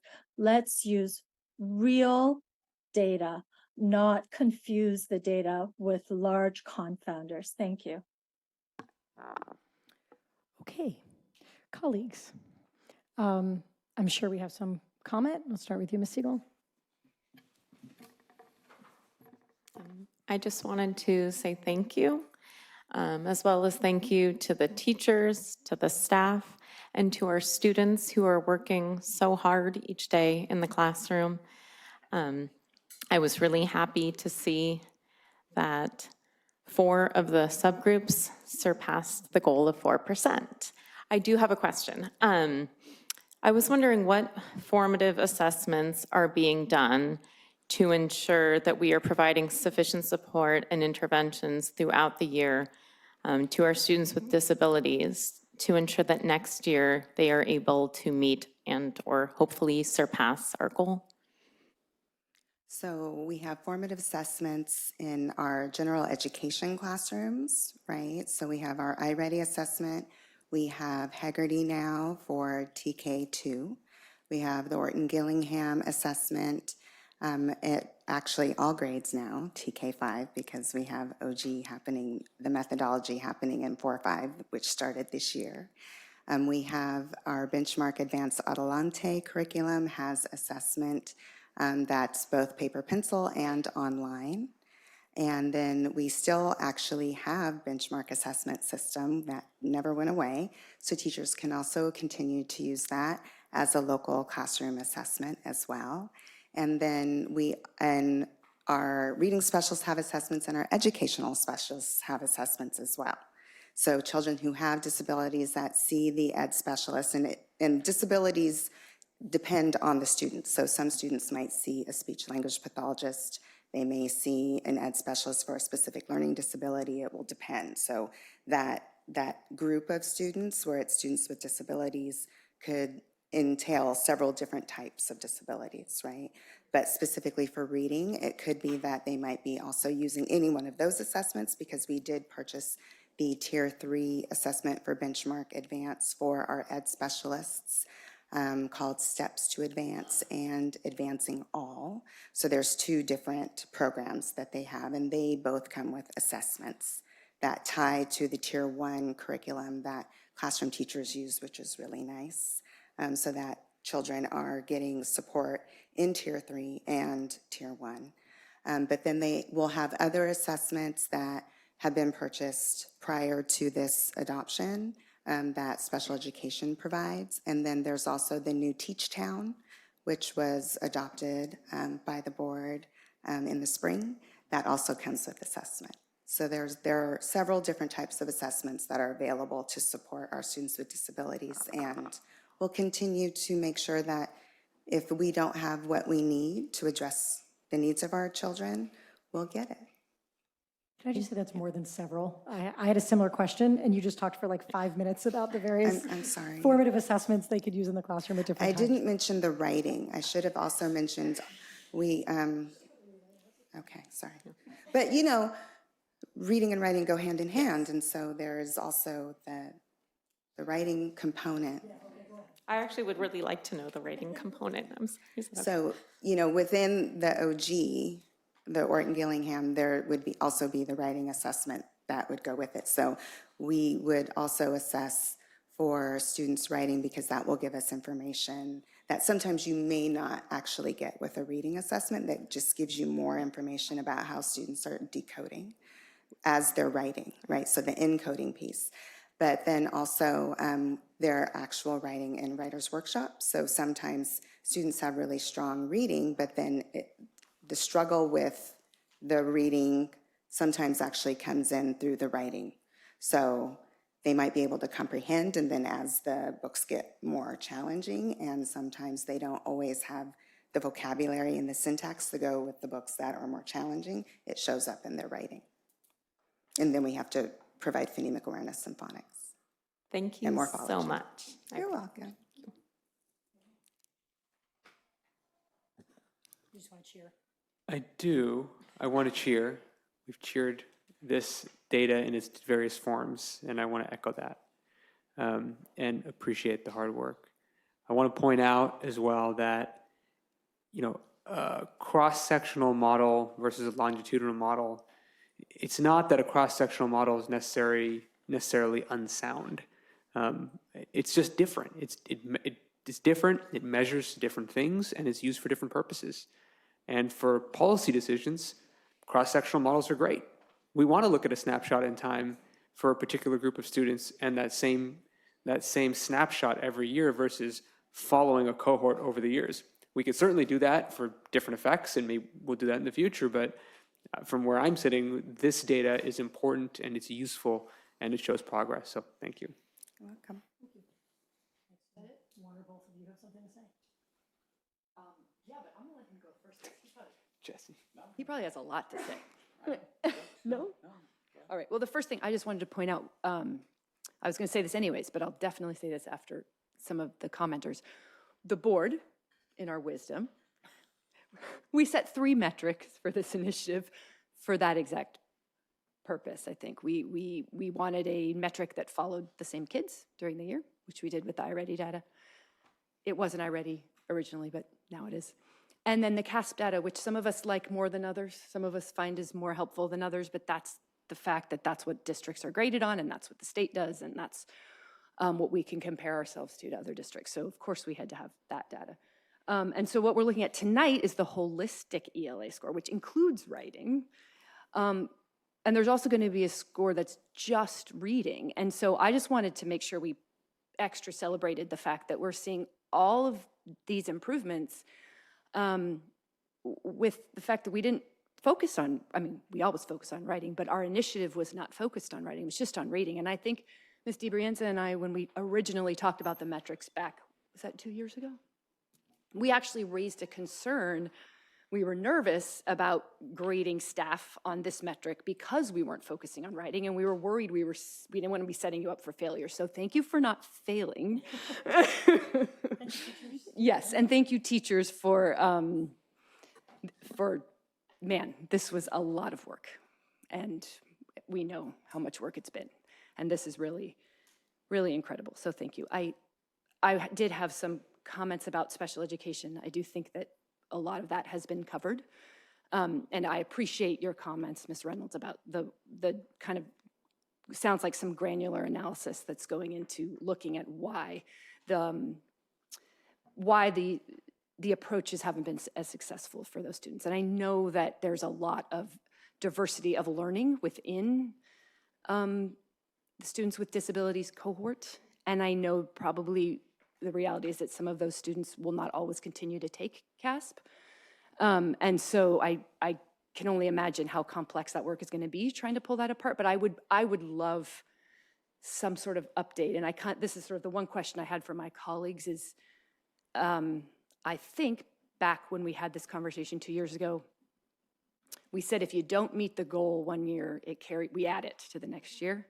So I'm aware that for any of the other subgroups, we would be asking for a 10% improvement, and or a 2% plus 5%, 7% next year, right?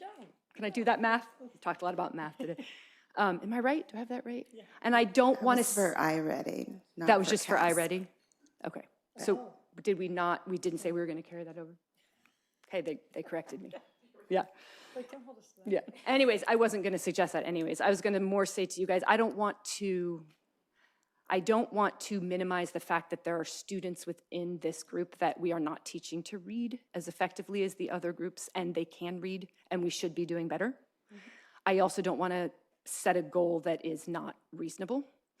And so I feel like I would like a report maybe on maybe an update, I don't know how my colleagues feel, about that sort of granular analysis, rather than just sort of setting you free for the next year. I'd like to kind of make sure that we're providing oversight into, you might not have answers, but I would like to at least have some oversight into the analysis.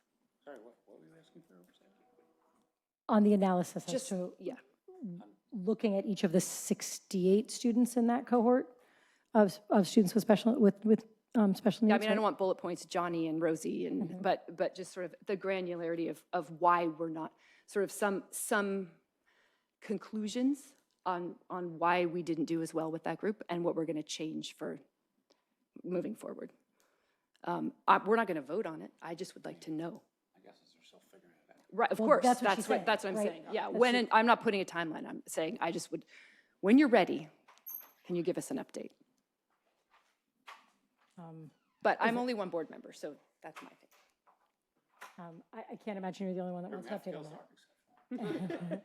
that. Is that it for you? Yes, I'm done. Okay, I'll hold mine until I'll go at the end like I usually do, so. That's amazing. I mean, this kind of stuff doesn't happen.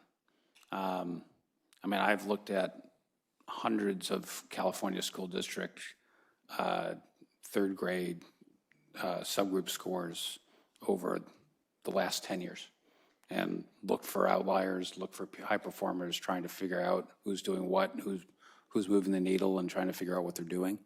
And there is no district in California that has done what we've done over the last 2 years. There isn't any. So, I think we should take a beat and recognize that, because that's an achievement by our staff, our leadership, our students, who have done something that I don't think, it's almost without precedent. So my hat's off to you guys, and I think it's amazing and makes me feel great as a board member to be associated with a group that's been able to do this. So thank you. Thank you for that. Though I have a question, kind of a mildly technical question that I think you probably have the answer to.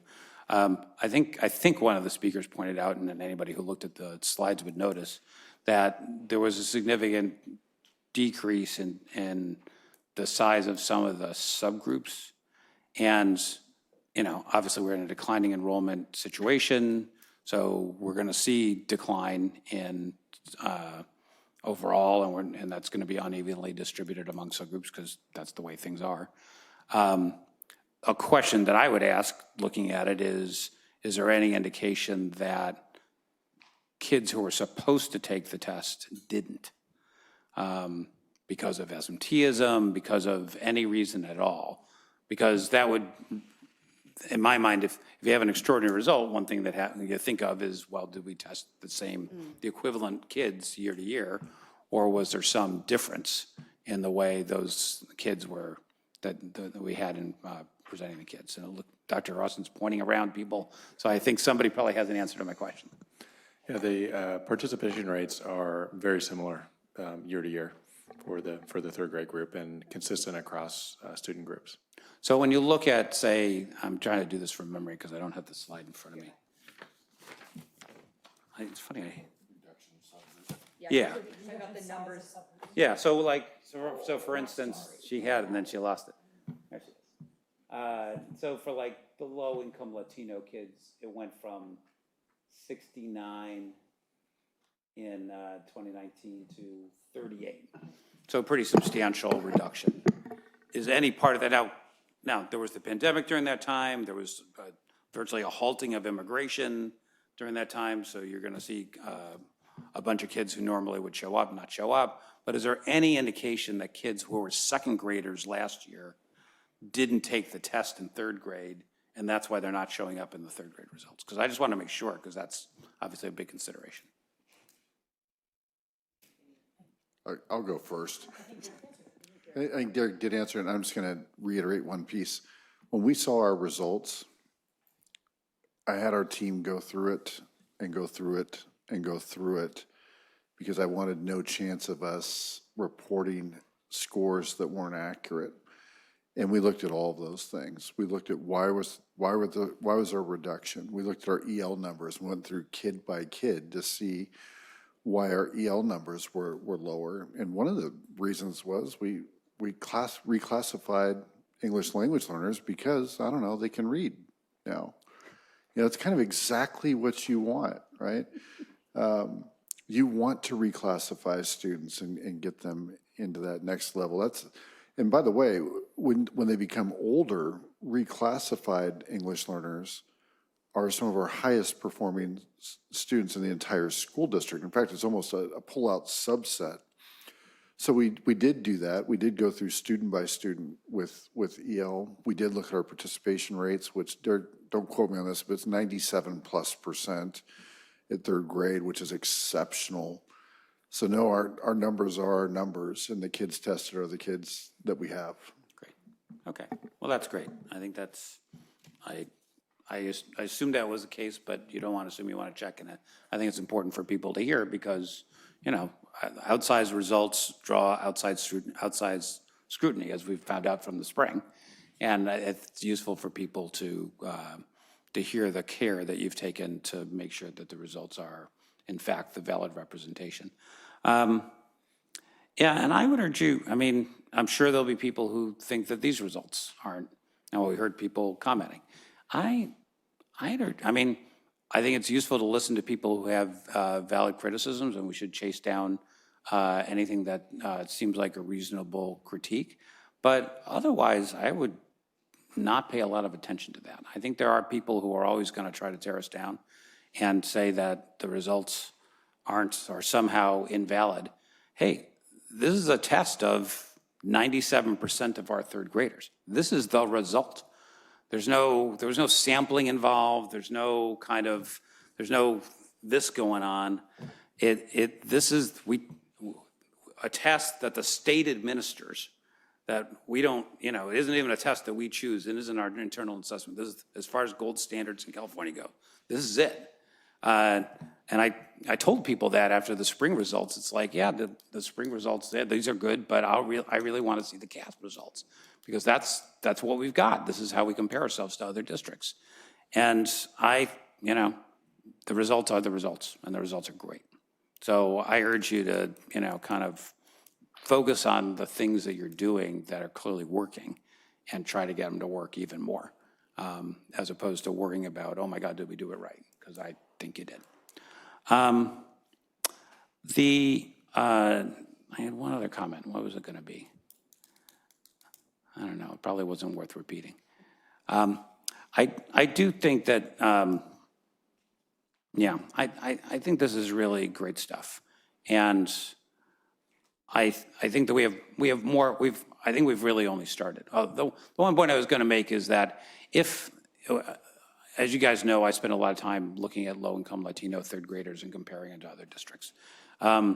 If these results were last year's results, Palo Alto would rank number 4 in the state for low-income Latino students.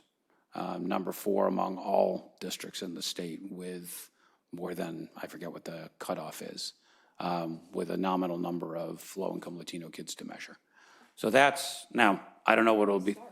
I don't know, yeah, and we started in the bottom 3% of all districts in 2019. So that's really a remarkable level of progress. And, you know, I just hope that we keep it up. It's hard to keep it up, right? Because we may have benefited. It wouldn't surprise me, actually, if we saw some of these groups that got smaller actually did get larger. If we didn't see it wouldn't surprise me if our EL population grew over the next couple of years, because there was a cutoff in immigration during the pandemic. And I think now that immigration, like at Stanford, there are more people coming back. In East Palo Alto, there are more people coming back. And I think we will see growth in some of those populations. And I don't know how that's going to affect the numbers. But if we don't take a chance, if we don't take a moment to appreciate the view, we miss out some of the great things in life. So I personally am really appreciating the view, and I thank you all. Student board reps, do you have any comments or questions? Yeah, I just wanted to address this whole statistics issue, similar to what Mr. Collins just said. And it seems like this whole cross-sectional versus longitudinal data thing just seems largely extraneous. I mean, even if there are some confounding variables in a cross-sectional study, those exist in all studies. They don't disappear once we change our methodology. We just heard strong defense of the methodology. I think the numbers can't really be called invalid from what we've heard. And even beyond that, growth is growth. I mean, we shouldn't let chasing that perfect metric, the perfect measurement, prevent us from acknowledging the actual outstanding growth we've had. And we should realize that, yeah, we're not going to be perfect. There will be errors. But at the end of the day, we have more students who can read. And take a moment to acknowledge that. Mr. Lee, no? Okay. PAUSD statistics classes, folks. PAUSD statistics classes. I like it. Thank you so much. I've got a lot to say, most of which has already been said. First, I'm a little redundant here, but thank you, congratulations to our staff, to all of our teachers, to all of our support staff, to our students.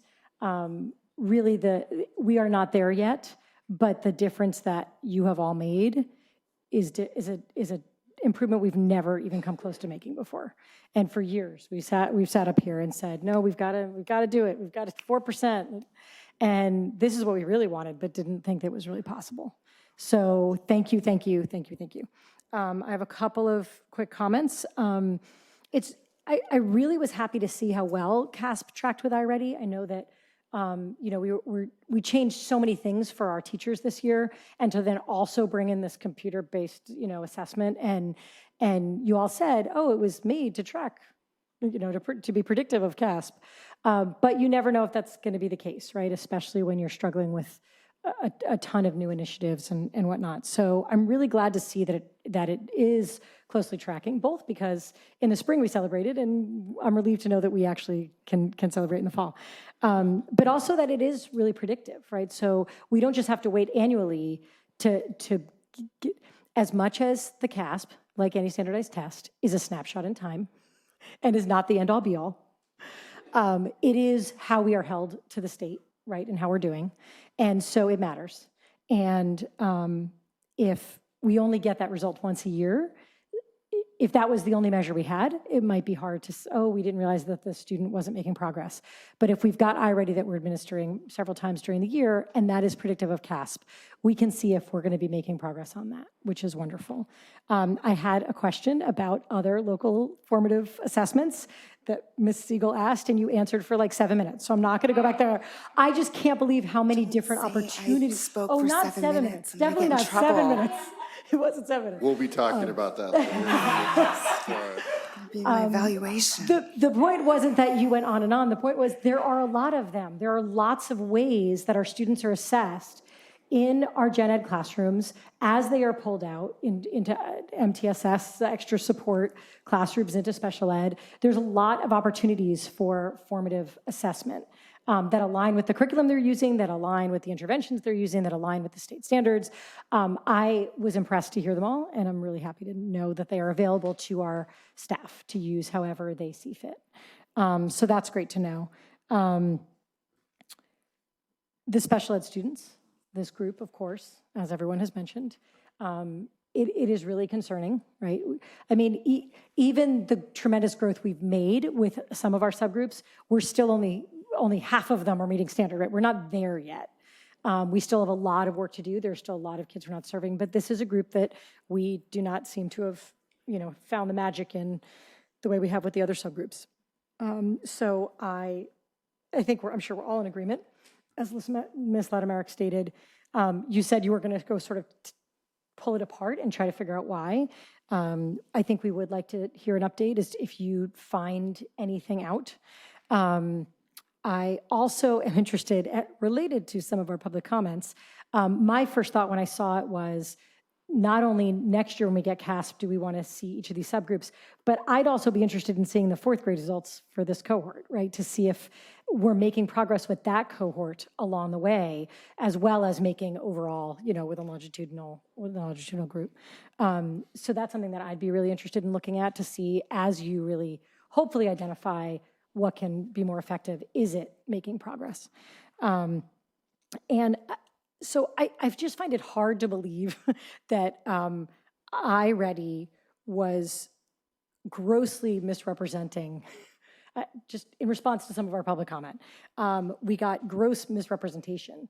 And when it tracks so closely to CASP, it seems as though there is not only not gross representation, but it's pretty well representative. And I really appreciate our new student board rep who is going to really speak to just the differences, right? There are certain reasons why you'll go with a longitudinal group and certain reasons why you'll look at your 3rd graders every year. And of course that cohort changes. And I am curious to know if specifically that students with special needs cohort, that's probably going to change even more year to year, right, on a wide variety of needs. So hopefully you'll get at that. But this is what the state asks us to do. This is what we are judged on by the state. This is how the tests go, and it's what we're looking at. So yes, it is imperfect, as are really all data analyses, but I appreciate that the growth is clear. So I'm really excited to see it. I thank you for your work, and look forward to, in agenda setting, talking about what are the kinds of things we can bring back specifically for the students with special needs to make sure that we're continuing to serve them. Can I just say one last thing, just on this issue of longitudinal study? I mean, I think a longitudinal measure would be great. There are 2 problems here. One is that we want to focus on the earliest, because we're focused on early literacy. This is the earliest CAS scores that are available. There is nothing before 3rd grade. The state doesn't test before 3rd grade. So there's no way to measure cohort progress because you're starting in 3rd grade when a lot of the early literacy game is already over. So, but iReady is predictive, so we can use iReady. Yes. The other thing, though, is the state is going, it's worth pointing out that the federal government, literally everybody realizes that that growth in student achievement is really what we're about. That's not the absolute measure, but the growth is what schools should be measured on. And that's why the ESSER mandated that all states adopt a growth metric as part of their accountability plan. California, unfortunately, was 50th out of 50 states in getting the implementation of its growth metric, which I know now was agreed upon, I believe, last year. And now they have to gather data because now it's longitudinal and they need to norm it. And so I believe maybe 24, 25 is the first year that we'll see it. But I don't think there's any doubt that's valuable information that I want to see, that I think everybody would want to see. But that's not what this is. But it's not, we don't have it. Well, and it's the state that We don't have it. So, I think, let's not let the great be the enemy of the good. this is what we have, and I think it's useful. Okay, thank you. Wow, are we like?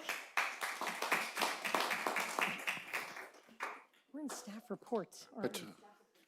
Just 2 more staff reports and we're to consent. Getting his head, yeah. Yeah, we're flying.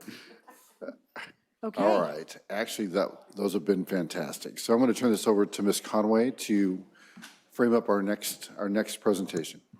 Thank you, Dr. Austin. You all know what I'm going to talk about, and that's equity. And if you haven't noticed, almost all of our board meetings are grounding the core work that we're doing in equity. And one of the things that I mentioned about this equity work is the importance of distributed leadership and ensuring that our site leaders and our site staff are leading this work for equity, and it's not just work that's happening at the district level.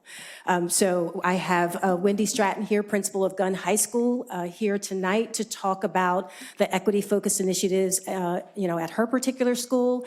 And what's great is that every month that we come together, we will be featuring a new school who will be sharing their alignment with the SWIFT plan and the outcomes that they're seeing regarding the work that they're doing. So without further ado, I'll turn it over to Wendy Stratton. Good evening, and Gunn is so excited to go first. And in line with the distributed leadership, I just wanted to draw attention to my team who's here. None of them were required to come. None of them were even, I wouldn't even put personal pressure on my brand new assistant principals in my team, but Janet Owen is here, a classified employee, and this speaks to their ownership for this work. This report is theirs as much as it's mine. And I do invite them, they're gonna hate me for this, to actually stand with me, because that is systems work. We stand together. So just quickly, I invited Tracy Carroll. She's a TOSA in charge of equity, and she's also a district MAL, multicultural liaison for us. And I have Janet Owen here, who's an amazing classified employee who makes the front office the warmest place any student could ever enter. I have Courtney Calamano, I have Dr. Michael Hickson, and I have Rebecca Shen-Lawrence. So we're gonna move forward with that. So good evening. I was gonna say I, but now I'm gonna say we are genuinely excited to stand before you tonight to provide an update on the remarkable progress taking place at Gunn.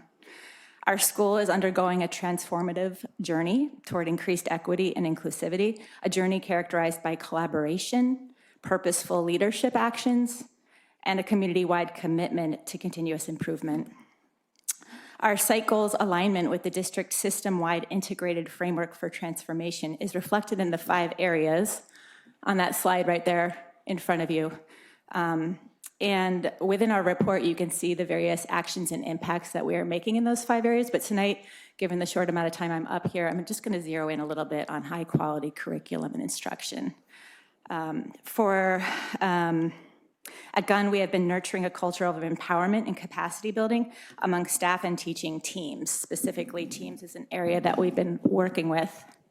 I always forget to do this. So for the past 3 years, just to give you a sense of what that has looked like, we've achieved milestones across our system, including the establishment of essential learning outcomes for all course-alike teams in 2021. In 21-22, and I say this quickly, but this is a year's worth of work, our course-alike teams in the form of PLCs established proficiency scales so that they could measure student ability to achieve those essential learning outcomes. And now here in 23-24, we're really looking at evidence-based grading from there. So we're making some pretty serious progress creating those foundations. In addition, we've been employing 9 PLC coaches. So the new thing is not coaching individual teachers, it's teachers coaching teams, because that's where, the evidence shows you make changes in achievement in high schools and in education. It's collective efficacy. So those coaches will continue to coach up our PLC teams as they develop a common language and become increasingly high-performing and data-driven. Our progress and evidence of impact is tangible with improved academic outcomes across diverse groups. I want to sit with the slide that's up there now because it shows what we've been really dying to see. And grades are no longer the smoke and mirrors game that they used to be. I've never seen this before. And last year, this time, I thought, oh, maybe it's a fluke, but we're still upward trending. And we can attribute it to many different spokes on the wheel, but one of them really is that instructional work. There's so many other things going on at Gunn for us to be excited about. I'll just point to our SED students in 2020 at 84%, they're now at 89. ELLs at 82% in 2020, they're now at 88. There's not really a subgroup there that is downward trending. It's an overall upward trend for everyone. So the work is good for everyone, but especially good for our subgroups. Our panorama survey results really speak to a positive school climate. This is another metric we're using to see if we're making a difference with the efforts. And you can see that we have some work to do there. And we always are looking at that. We're actually more interested in what we need to work on than what we've done well at, but we do need to pause and celebrate that we went up 23 points in that second survey item with regard to how often students think about what someone of a different race or ethnicity or culture experiences. That's empathy, and that's critically important. So in closing, our achievements reflect the united efforts across the Gunn High School community. The data shared today underscores our impact, and while we take pride in our accomplishments, we understand the critical importance of a sustained engagement in all of the target areas reflected in the SWIFT plan. And once again, as a fast-track MTSS school, we're ready and poised to leverage the resources provided to us by the district to provide increasingly targeted and timely support for all students. United, we are dedicated to a future. This is my big statement, moving on into the future, where every student thrives, regardless of their background. So thank you so much for your time and your unwavering support in our shared mission for educational equity in our district. Thank you. Thank you, Ms. Stratton. I think that we have public comment. Let me check. For say, we have got, whoa, I went the wrong way. Stephen Davis and Edith Cohn. Mr. Davis.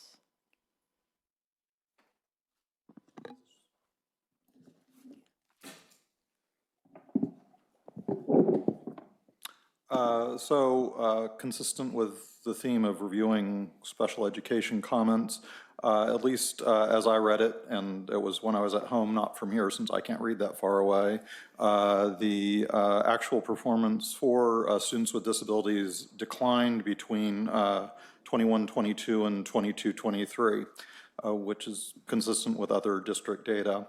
I am also generally concerned, though it may be due to the brevity of the presentation, that disability isn't called out as one of the DEI groups for addressing people's equity, diversity, equity, inclusion, to include disability as one of those groups. Again, that is unfortunately not unique here, and I don't know if that was just a compressed presentation. Thank you. Thank you. Ms. Cohn. Hello again. So first, it was very disingenuous to hear the Gunn principal speaking about inclusivity after the bias demonstrated by her entire team and herself against students and families at the board meeting in the spring. Gunn leadership badly needs anti-bias training. So now some students did speak up and mention that I'm more concerned about those that were hit with that poison and are staying quiet. So now to our matter, the passing grades are not a good metric of achievement and equity. They can be gamed, and PAUSD games them. Teachers are pressured not to hand out Ds and Fs. In fact, Fs are no longer used. They are replaced by no marks. We do have objective measures of readiness for mass quarters. We do have the MDTP data. It can be broken down by groups of interest. And this can be looked at. You're not using it because it really does not look good if you correlate it with the SBAC data for middle school for your groups of interest. I mean, these groups are doing worse than prior years and objectively much worse than other groups. Why aren't you looking at this objective data? So now the court actually struck down, called the bluff of PAUSD with the middle school math acceleration into algebra of students that are completely not ready. So to keep the grades, PAUSD was going to require students that passed to repeat the course, but this is illegal. So now a C grade by PAUSD will have to correspond to actual proficiency, because you're cheating your students and you're cheating the public university system by giving students pass. Thank you, Ms. Cohn. Okay, colleagues, comments? Ms. Siegel.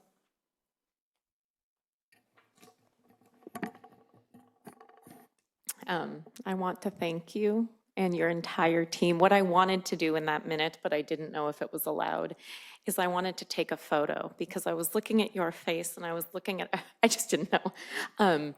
But just the teamwork that I saw, the look of appreciation from them to you, but then from you to them. Anyway, it was the highlight, it was a highlight for me. And so I wanted to thank you, and the focus on outcomes, which was clear in your presentation. I also wanted to highlight that common assessments and developing evidence-based grading is also extraordinarily helpful for student mental health. And so I think it's great that we're doing this, and I just wanted to acknowledge and thank. And then I wanted to thank Ms. Conway. We met last week. I learned a lot about the implementation of Panorama, the MTSS platform, and I want to thank you for our meeting, and I'm really excited. And then I want to thank you, Ms. Stratton and Gunn, for being a fast-track school and not just taking this on, but embracing it with such passion. That was all. Thank you. Thank you. This is really great to see because of the results, but also because it's a realization of the SWIFT plan and the idea that equity is, a shared responsibility. And when the SWIFT plan was being created and adopted by the board, I think the question always was, well, what is implementation going to look like, and what are the what are the roadmaps or the waypoints going to look like for the board progress? And this is a really great first. Thank you. Yes, I am so impressed with so much doing at Gunn. I was the Gunn liaison, I believe, so I had a lot to get to know the school. I've just become more and more impressed. I know we don't have time, so I'm going to go fast. I'm only going to come two specific things in the report, because I'm so excited about it. The first one I want to say, the goal, you guys have a goal of, I'll quote it, increasing the rate at which our under-resourced subgroups successfully compresses to a rate that is within 5% of our subgroups by 2024. I'm so impressed with this goal. It's getting at exactly what the sort of like the mission of equity is, which is, yes, we want to see improvement in these subgroups over time, but what we really want is to reduce we don't want gap. We want demographics to determine excellence. So you should be able to look at any kid, what color they are, no matter how much money they have, and there should be the same breakdown across A's, B's, C's, E's, F's. I'm assuming this specific, I said F's, I said D's. I'm assuming specific language in this goal, successfully complete all courses, you're getting directly at A through G requirements, and a big problem that we've had in this district is not HUR subgroups not meeting those requirements at nearly the same level as other groups. So that's what this goal is getting at specifically, right? Right, which is sort of the foundational work that we have to do. We have to graduate kids who can go on to college if they choose to do that. I'm just going to put in the plug, the board level, since we're talking about our overall equity goals, which is, like I said, that grade distribution should be this within 5% in A's and B's as well. So I'm not telling you to do that. I'm saying all of us, that's where we should be going. And I would love, I know, because I know how much you guys care about this work at Gunn. I know you're looking at those numbers now. So I'm just want to put in that plug that for all secondary schools, that should be where we're heading. A through G requirements is not, right? That should be our baseline. We need to be shooting for above that. Because we're not really doing any good if that gap disappears through C's, but it remains with A's and B's. We're just, we're giving up on kids if we do that. So thank you for putting this goal in there and making that explicit, that we're trying to reduce that gap, and I can't wait to see where we go from there. And then the second point I want to make is to follow up on what Ms. Siegel, her comment about the standards-based grading, but the point I want to make is how impressed I am with your statement in this report that all Gunn High School course-alike teams have met the previous year's goals of establishing first essential learning outcomes and agreed upon proficiency scales. That seems like it should be obvious, but it is so not obvious. And probably the number one complaint that we've heard from students is the class should be the class, regardless of who's teaching it, regardless of what period you're taking it. GOH should be GOH. The content should be the same, the grading should be the same, the expectations should be the same. The fact that your team is now in a place where you've agreed on what proficiency looks like, and you've agreed on learning outcomes is really, we need to celebrate that. That's really impressive. And the fact that your whole team is here behind you, I think is testament to that. So thank you. Thank you for that. And I think we're on the same page with those goals. Okay. Students. You might have an opinion about Gunn. Go ahead. Yeah, I think as a student, one of the most exciting parts of hearing about equity goals isn't just the quantitative data, which is very important, but also qualitative data and anecdotes. And I can definitely say that I've experienced a lot of what Principal Stratton talked about here today. Last year, it was really awesome being in APUSH and not only learning about US history, but then seeing how discussions of race and gender identity and so many other contemporary issues applied back then and lessons we can then apply now. It's been really cool to see all administrators at Gunn work with students and work with student council to put on diversity events and engaging different parts of the community, and not necessarily pushing down what admin thinks should be our path to a more diverse community, but really pulling up all of our different stakeholders that we see at Gunn and encouraging them to step up and put on the things that they think will help our school community.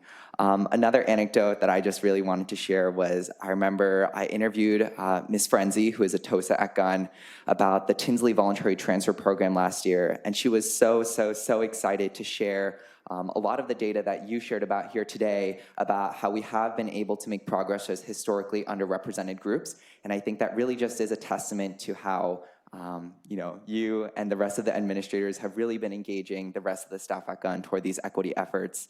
And yeah, thank you. Thank you so much, Chris. Thank you so much all for being here and for all the work you're doing. I'm really glad that we started with Gunn.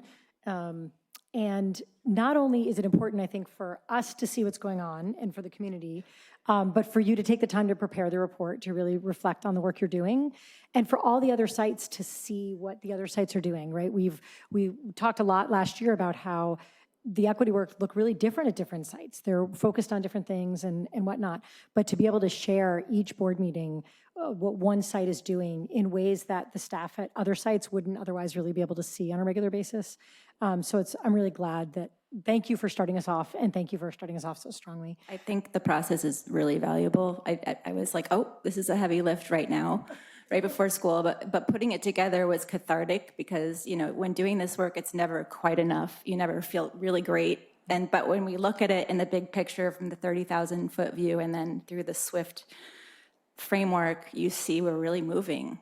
And I think, it's really important to celebrate where we've grown. That's wonderful. I'm glad to hear it. The Board Equity Oversight Committee sort of hatched this plan in the spring, and we wondered, especially going at the beginning of the year, how much it would be. But thank you for stepping up for that. I just had one question. First of all, your PLCs led by coaches sounds wonderful. I know that time can be used really well. That time can be sort of, really cathartic and helpful for teachers to engage with each other, but maybe not move the work along, just serve in as a different role. So I'm glad to hear that's going on. I'm wondering about all of your staff, your classified staff, your support staff. Are they engaged in this work too? I don't think they're all in PLCs, but there's also obviously a lot of components to your equity work. Yeah, I mean, they're all invited to our staff PD days and our events, our equity events, even when they're the student-driven ones. And probably most directly, I've worked with my front office staff really to shift maybe some of the paradigm that was there along the lines of this is like a quiet space, or this is like a place for staff, or this has really become a front office space. And the front office staff themselves did that visioning work for like, how do we make this a safe place for kids where we're on a first name basis and we can do our attendance intervention and see them come in and acknowledge them and, give them warm hugs and, welcome them to school each day as an admin team. So I think that's been some of the most powerful work I've seen, because I see it every morning when I come in. Like 7 kids are hanging out, and they need us, and they want to talk to us, and they want to be seen by us, and we actually want the same from them. So Thank you for making that time. Thank you to all of you, because having been a teacher, you're busy all the time. There's always something else to do. And taking the time to remember that this is why we're here. And that if a high school student comes into the office to hang out, they need to connect with someone. And so thank you for connecting with them. I think it really makes all the difference. And if you are all ready to fast track your MTSS program, I'm on board. That sounds good to me. I'm really excited for you guys to sort of, set the standard there and show us what can be done. And I'm excited to hear more about your evidence-based grading. So thank you, thank you, thank you. We appreciate all of you. Okay. Given the hour, could we take a short break? Sure. I thought when you left before, you were good. I actually thought about it. I'm thinking of other people in the room as well. Yeah, yeah. I mean, anyone, of course, is welcome to go at any time, but why don't we take a 5-minute break? We'll come back at 8:51. I was going to advise that. That's perfect.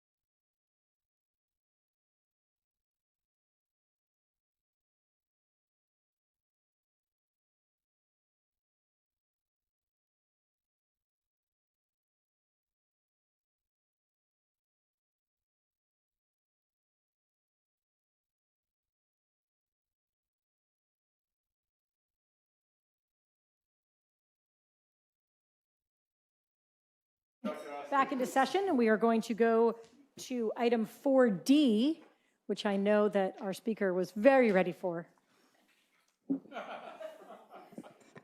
Forgot what I was going to talk about. Is it absenteeism, Todd? No, Mr. Spiritu is going to be talking to us about ELOP, which is childcare, but it's a subset of childcare, which he'll explain. And he has 37 seconds, so be great. All right.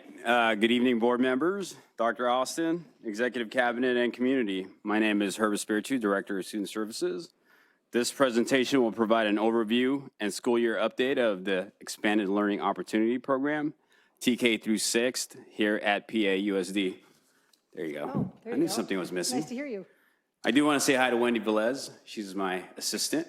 She fields a lot, she's watching support, but she fields a lot of ELOP family calls to help with registration. So Wendy, thank you for all your help.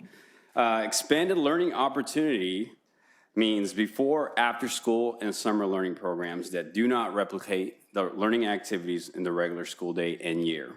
The focus of ELOP is for enrichment and complement the school district curriculum initiatives. ELOP is for students enrolled in TK in 6th grade. The Palo Alto Unified School District have identified 2 priority student groups for ELOP. Priority 1, English learners, foster youth, homeless students, and low-income students.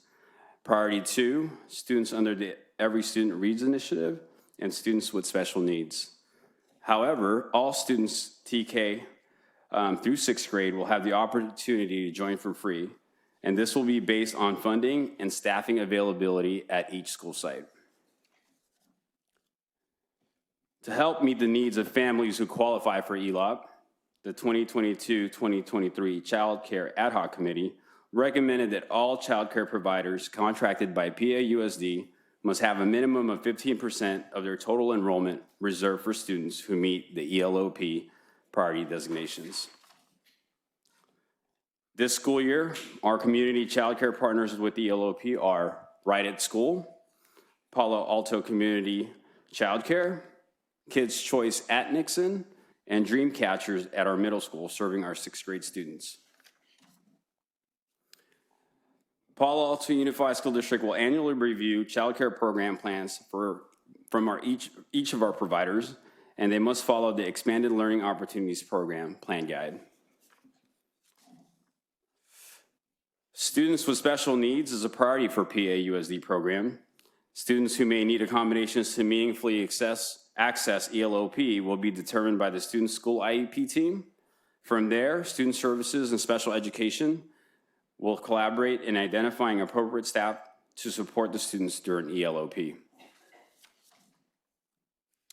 Thanks to our community child care partners that I just mentioned, PAUSD has a significant increase in ELOP enrollment for the 2023-24 school year. Last school year, 279 students were enrolled in ELOP. This school year, 527 will be enrolled. Together, stealing from Dr. Austin's The Power of One, we will continue to strive in meeting the needs of our students and families during and after school. Thank you. Thank you. We have no community comments, so board colleagues, any comments? Just super fast. Thank you. The number that we serve 527. That number just stood out to me. It is incredible work. I want to thank you. I want to thank PAC. I want to thank Right at School, Dream Catchers, and Kids Choice for making this possible. And I think we are doing an incredible job serving over 500 students. So thank you.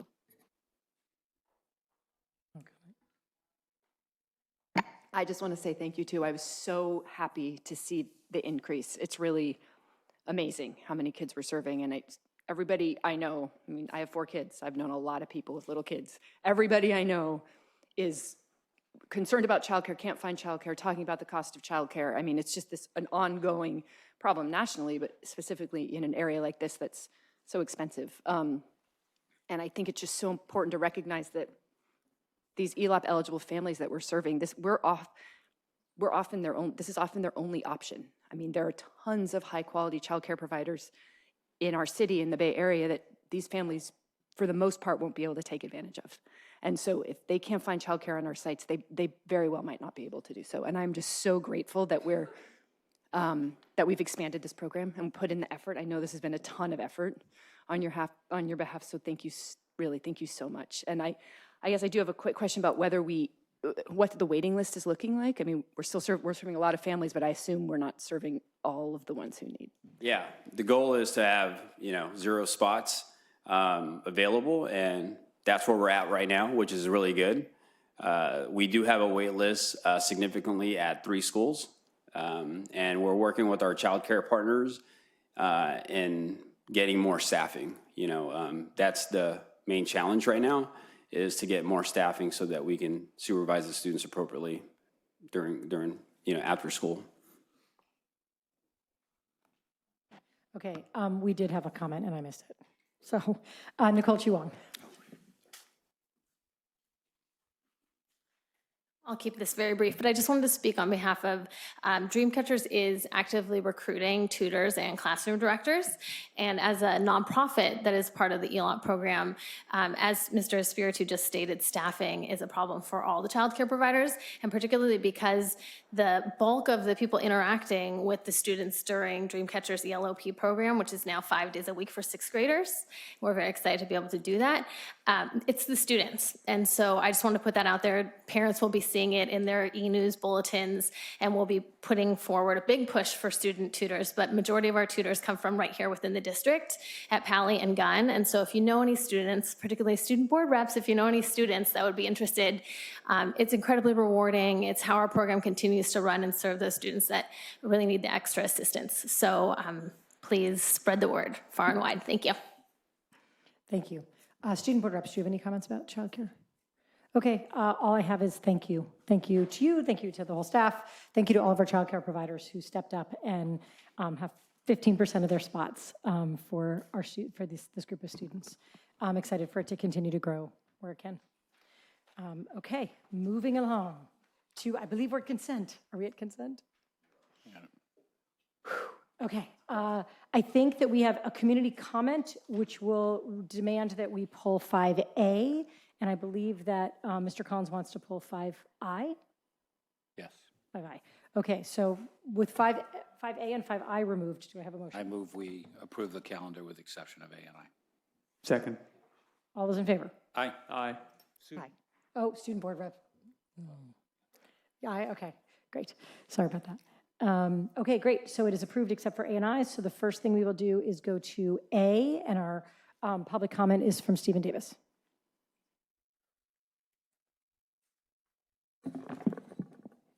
Sorry about this tonight. So I was looking at because I'm getting more careful about reading the consent agenda stuff. And I was noting that I recognize the name of at least one special ed teacher who is no longer going to be with us. And this is on top of a number of really good special ed teachers and staff that I know directly and have known indirectly that we've lost over the past, I don't know, months. So 2 questions for which I will get no answer tonight. One, a request, which is that when you list staff in the staffs who leave and change of status, for classes, and I do this wrong, for the classified folk, you list like if they're special ed and all the other things, but if for the teachers, I can't tell the difference, I just happen to recognize it. It makes it harder to parse how well we're doing in retaining and hiring and unfortunately losing staff. And then secondly, and this is a more aspirational question, an ongoing dashboard of how we're doing sort of year-to-date and this year versus last year for our different staffing categories so that we don't find out at a big staffing presentation in November that we are having much higher attrition rates in certain categories like special ed. It would seem, and I hate creating work and can't, for Dr. Austin and her staff, but they would consider giving more visibility to those kind of churn data. Thank you. Thank you. Do I have a motion for 5A? I move A as presented. Second. Student preferential board vote. Colleagues, all those in favor? Aye. Aye. Great, okay, 5I, Mr. Collins. Thank you. This item is about a contract for a construction management company where we decided we needed additional construction management during the summer at Palo Verde, and these guys had already been approved through a process, right? Yeah. But we weren't under contract with them, and we proceeded to spend $99,000 with them over the summer. The reason I raise this is that it's one of our main principles is that, certainly one of my main principles, and I think one of the board's principles has been that we want to approve expenditures in advance rather than rubber stamp them in arrears. And so in this case, we're being asked to approve a spending that's already taken place. Now, we do have in place what generally gets called a signature authorization delegation setup, where we annually approve signature delegation that allows staff to spend up to a certain amount. That amount, for those of you who haven't seen it before, and I know at least Ms. Siegel hasn't seen it before, is set in an obscure part of the state contracting code. I think it's PC 20111, where the state superintendent of instruction sets a number that actually is the number above which the district has to send things out for bid, but we also use it for this other unrelated purpose of what the staff can spend without prior authorization from the board. So that's what they did. The number was actually, it had gone up to $109,000. It was amazing. They increased it by 10% in a year, which is, I'm sure, unprecedented. But it had been $99,000 the year before, and what do you know? We ran the expenses right up to $99,000. With the, I think, expectation that you were, in the plan, that you were going to spend more than that, but take it to the board for ratification. And in fact, part of the item is an amendment from the vendor saying, we'd like to spend another $120,000, subject to approval. So the total amount will be $220,000. I guess I would have preferred to see this done differently, because it feels like we're a little bit backed into a box. We're both approving, you ran it right up to the edge of the authorization limit, knowing that you were going to almost certainly spend more than that, and you wanted to spend more than that. But you ran it up to the edge of the thing and then brought it here and basically, asked us to approve it and approve the future spending. What I'd prefer to see is, if you're going to run close to or above the limit, call a board meeting. You could have called a board meeting in July. We could have approved this. There would have been no retroactive authorization. It would have been easy peasy. It would have been a 10-minute board meeting. All you needed were 3 members. So, Ms. Chow, I know you've run into this situation before. How would you seen this handled? What would you propose in this situation? Thank you, Mr. Collins. So I have seen this addressed a couple different ways, and the first is clearly, as you stated, a special board meeting could be called short, brief, to address change orders or these construction projects that come up during the summer when, when we have a large gap in between our June board meeting and the August board meeting. And it's largely due to these construction projects where you don't want to have to halt a project in order to wait for your next board meeting. So that is certainly one way of doing it. Another option would be at the June board meeting for the board to give authority to the superintendent or designee for that time period during the summer to have authorization to approve expenditures up to a certain dollar amount that the board does set for that time period, with the expectation that they would come back at the August board meeting for ratification. Okay, thank you. Personally, I think either of those would have met my needs down to the ground. which is just to, have approve things in advance rather than ratify them in arrears, which I just think opens the doors to, kind of things that we don't want to see happen, where we spend money and the board actually doesn't want it or doesn't approve or doesn't think it's a good idea, but the money's gone or the vendor's been committed. And so I'd like to avoid even ever being in that situation. And either of what you said, of those methods that you described, I think would be a good approach for us to adopt in the future. That said, I don't have any objection to this particular item. I know we needed the work, and here it is presented. It didn't violate our policies as they were.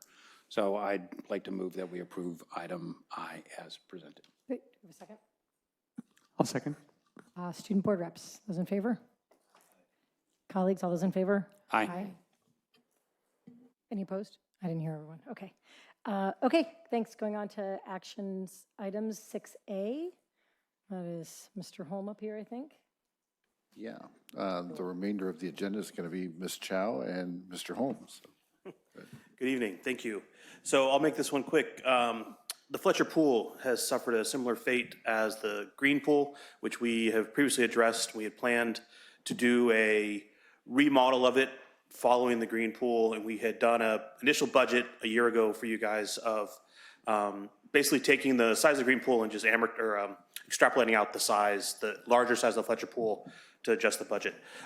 Two things happened. One, as we were doing a lot of construction on the Green Pool, which I guess three things happened. One, we were doing a lot of construction on the Green Pool and kept finding more undiscovered items or unforeseen conditions as we peeled away the layers of the pool. And at a certain point, we started to realize maybe we should be building a new pool.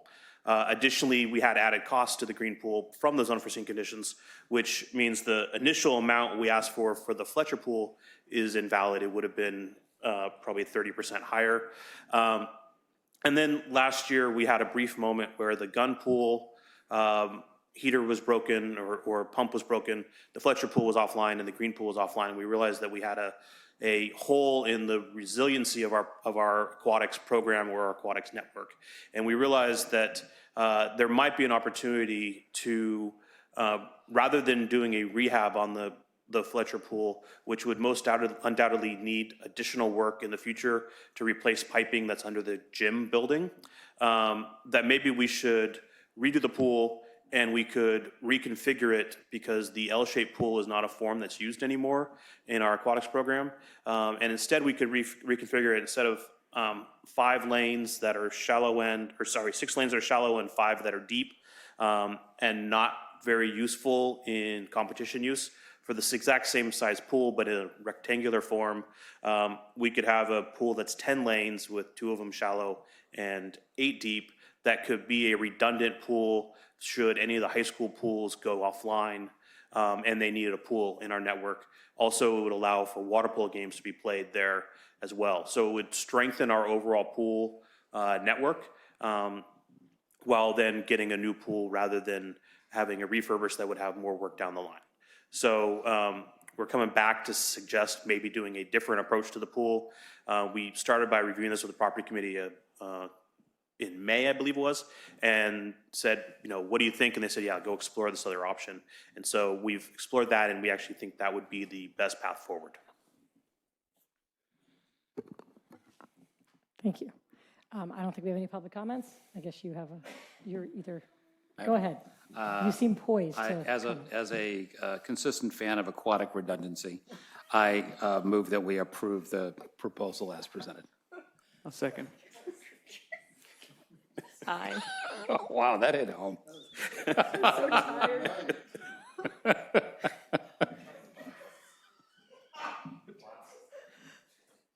Student board reps. Colleagues. Aye. Aye. Thank you. I'm glad my item could bring some joy to you tonight. That one got me. That one surprised me. Okay. Next, we have 2 public hearings, both about easements on Churchill. And so tell me if I'm doing this wrong here. First, I'm going to open the hearing for 6B. And you don't have a presentation, right? Okay. So I'm going to open for 6B and confirm that we have no comments. If there's any comments, they'll go here. Oh, Terry Baldwin. 6A, Terry Baldwin, I skipped you as I was crying. You get to follow Tom's comment. Well, we have our hearing open right now, so let me just make sure there are no comments. So now I'm going to close the first hearing, and we can then discuss it, but now the hearing's closed. Terry, would you like to make your comment now? It was about the last item. Yeah. Well, it's really just about kind of, hi, Terry Baldwin, Palo Alto Educators Association President. Yeah, I think so. I have my mask, sorry. I didn't want to get too close. Sometimes it was loud. I really just want to kind of talk about the bond money, which I'm assuming that the pool money is coming from, and questioning about our commitment for air conditioning for the middle school and elementary schools, and wondering when that project was going to start, because we approved that quite a while ago, and it doesn't look like we're doing the 4 elementary schools and 1 middle school each summer. So it's getting warmer, as you know. It's getting muggier. I was in a classroom today for quite a while in a meeting. It was pretty oppressive. So, and it wasn't even that hot temperature-wise. So just kind of putting it out there that we made that commitment from the bond committee and hoping that starts soon. Thank you for bumping that up. Okay, so we are on 6B, and there is no presentation and we have no comments. So this is for action. So I don't know if any of my colleagues have any comments about this. I'm prepared to make a motion. Fantastic, you make your motion. I move that we approve Resolution 2023-24.02 as presented. A second. Any comments? Okay, student preferential board vote. Colleagues, all those in favor? Aye. Aye. Wonderful, okay. Now we're lucky because we get to have a second public hearing. I'm going to open the public hearing for 6C, and I'm just going to jump in here and see if any more comments have caught me by surprise. No?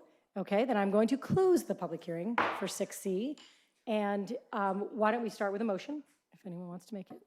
I move that we approve Resolution 2023-24.03 as presented. A second. Okay, now that it is on the table, does anybody have any comments or questions about it? I don't know if I can actually answer any questions. I think I can. But, okay, student preferential board vote. Colleagues, all those in favor? Aye. Aye. Fantastic, great. Okay, moving on to discussion items 7A.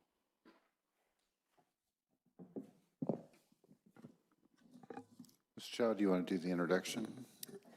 Thank you, Dr. Austin. I'm proud to do that. So this particular item is our unaudited actuals, and it represents a closing of the books for the 22-23 fiscal year budget. The financial data that's shown tonight is no longer budgeted or estimated, but it's actually the actual revenue and expenditures for the year ending June 30th of 2023. In addition to the unaudited actuals, we are also presenting the updates to the current 23-24 budget that have been made since the budget was adopted just this last June. Ms. Yu and her team have worked hard to prepare this data, and I'm quite proud to have her share this budget information with you. With that, I'll turn it over to Ms. Yu. Thank you, Ms. Chow. Good evening. In the evolving financial landscape of the general fund, the unaudited actuals for the fiscal year 22-23 have brought an illuminating narrative growth and prudence. As the books are reviewed and finalized, it showcases a positive trajectory and underlines its sound fiscal strategy. In the fiscal year 22-23 ended on a strong note, presenting a $91 million ending fund balance, a testament to the collective efforts of responsible financial stewardship. It is important to note the surplus of $5 million is inclusive of non-spendable amount of $3.8 million due to the implementation of GASB 87. GASB 87 is an accounting standard required to recognize lease-related liabilities and assets. In the income projection was surpassed as unaudited actuals reported a net increase of $1.3 million. The unexpected boost is attributed to various factors, but mainly the unexpected change in the reduction of the Learning Recovery Grant. As for expenditures, it is translated into a noteworthy reduction of $3.6 million. The majority of these adjustments are carryover that will be added and presented to you in the first interim in December. On these categories are ending fund balance. This fund balance designation, a portion of the fund balance were reserved for non-spendable, state-committed reserves for economic uncertainties, and legally restricted grants and entitlements. In addition, portion of the fund balance have also been committed through board action for specific purposes. As the financial landscape unfolds, a comprehensive 5-year, multi-year projection offers insight in our general funds trajectory from the present to the foreseeable future. As we project forward, the next 4 years offer a glimpse into the challenges and adaptation that the general will face. The adapted budget for 23-24 reflects a cautious approach with a beginning fund balance of $91 million. However, as the years unfold, total expenditures outpace revenues, resulting in a deficit in the fund balance for future years. In conclusion, the unaudited actuals for the fiscal year 22-23 narrate a compelling tale of financial growth, prudence, and adaptability. The shift from estimates to actual reflect a general fund that met expectation and exceeded them, reinforcing its position as a beacon of responsible financial management. In the evolving realm of fiscal management, the upcoming year or the current year bring with it series of adjustments that will redefine the financial narrative of our 23-24 budget. In the area of revenue, a total increase of $10 million sets the stage for a more financial robust this year. Notable shifts include the surge of our minimum state aids, education protection account, home-to-school reimbursement, state grants, and deferred revenues. As to the expenditures, it undergo a transformative realignment driven by strategic consideration. The total increase of $12.5 million speaks to a commitment to improving various facets of educational experience. As of the 23-24 budget prepares to undergo this spending adjustment, it reflects an administration committed to fluidity and adaptability. The careful calibration of revenues and expenditure demonstrates foresight and underscores the dedication to offering a holistic, enriching, and efficient educational experiences. With that, I will turn over to Ms. Chow. Thank you, Ms. Yu. So in terms of what we can expect to see on the budget horizon, this item will be coming back to the board for approval at the September 12th board meeting. On October 25th, we will convene our fiscal advisory committee where they will review things that have been added to the budget for first interim. In November and December, we'll be preparing the first interim and making that financial report ready for the board. And then in January, we'll be sharing the audited financial statements and finally putting to rest the 22-23 budget. And with that, that includes our presentation on the unaudited actuals. And if there's any questions, we'd be happy to take them at this time.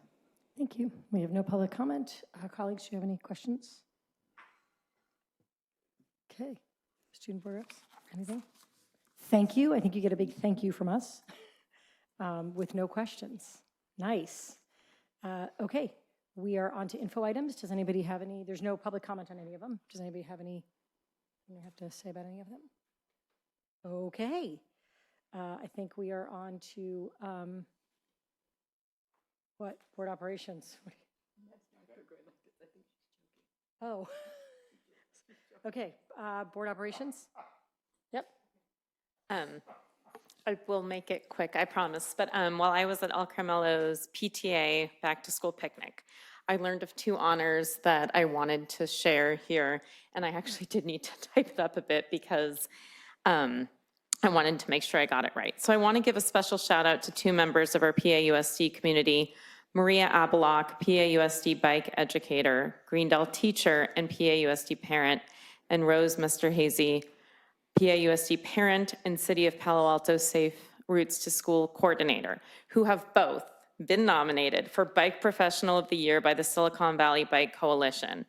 As part of the Palo Verde and Hoover campus relocation preparations, and my children were part of the Palo Verde relocation, the PAUSD facilities team, thank you very much, hired Maria to offer bike education support to relocated schools to help minimize the traffic impacts at the temporary campus location.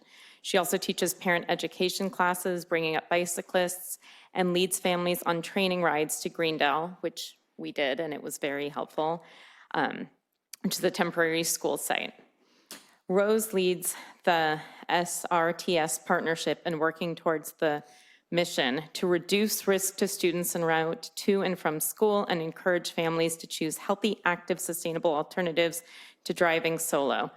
By working in partnership with PAUSD and the Palo Alto Council of PTAs.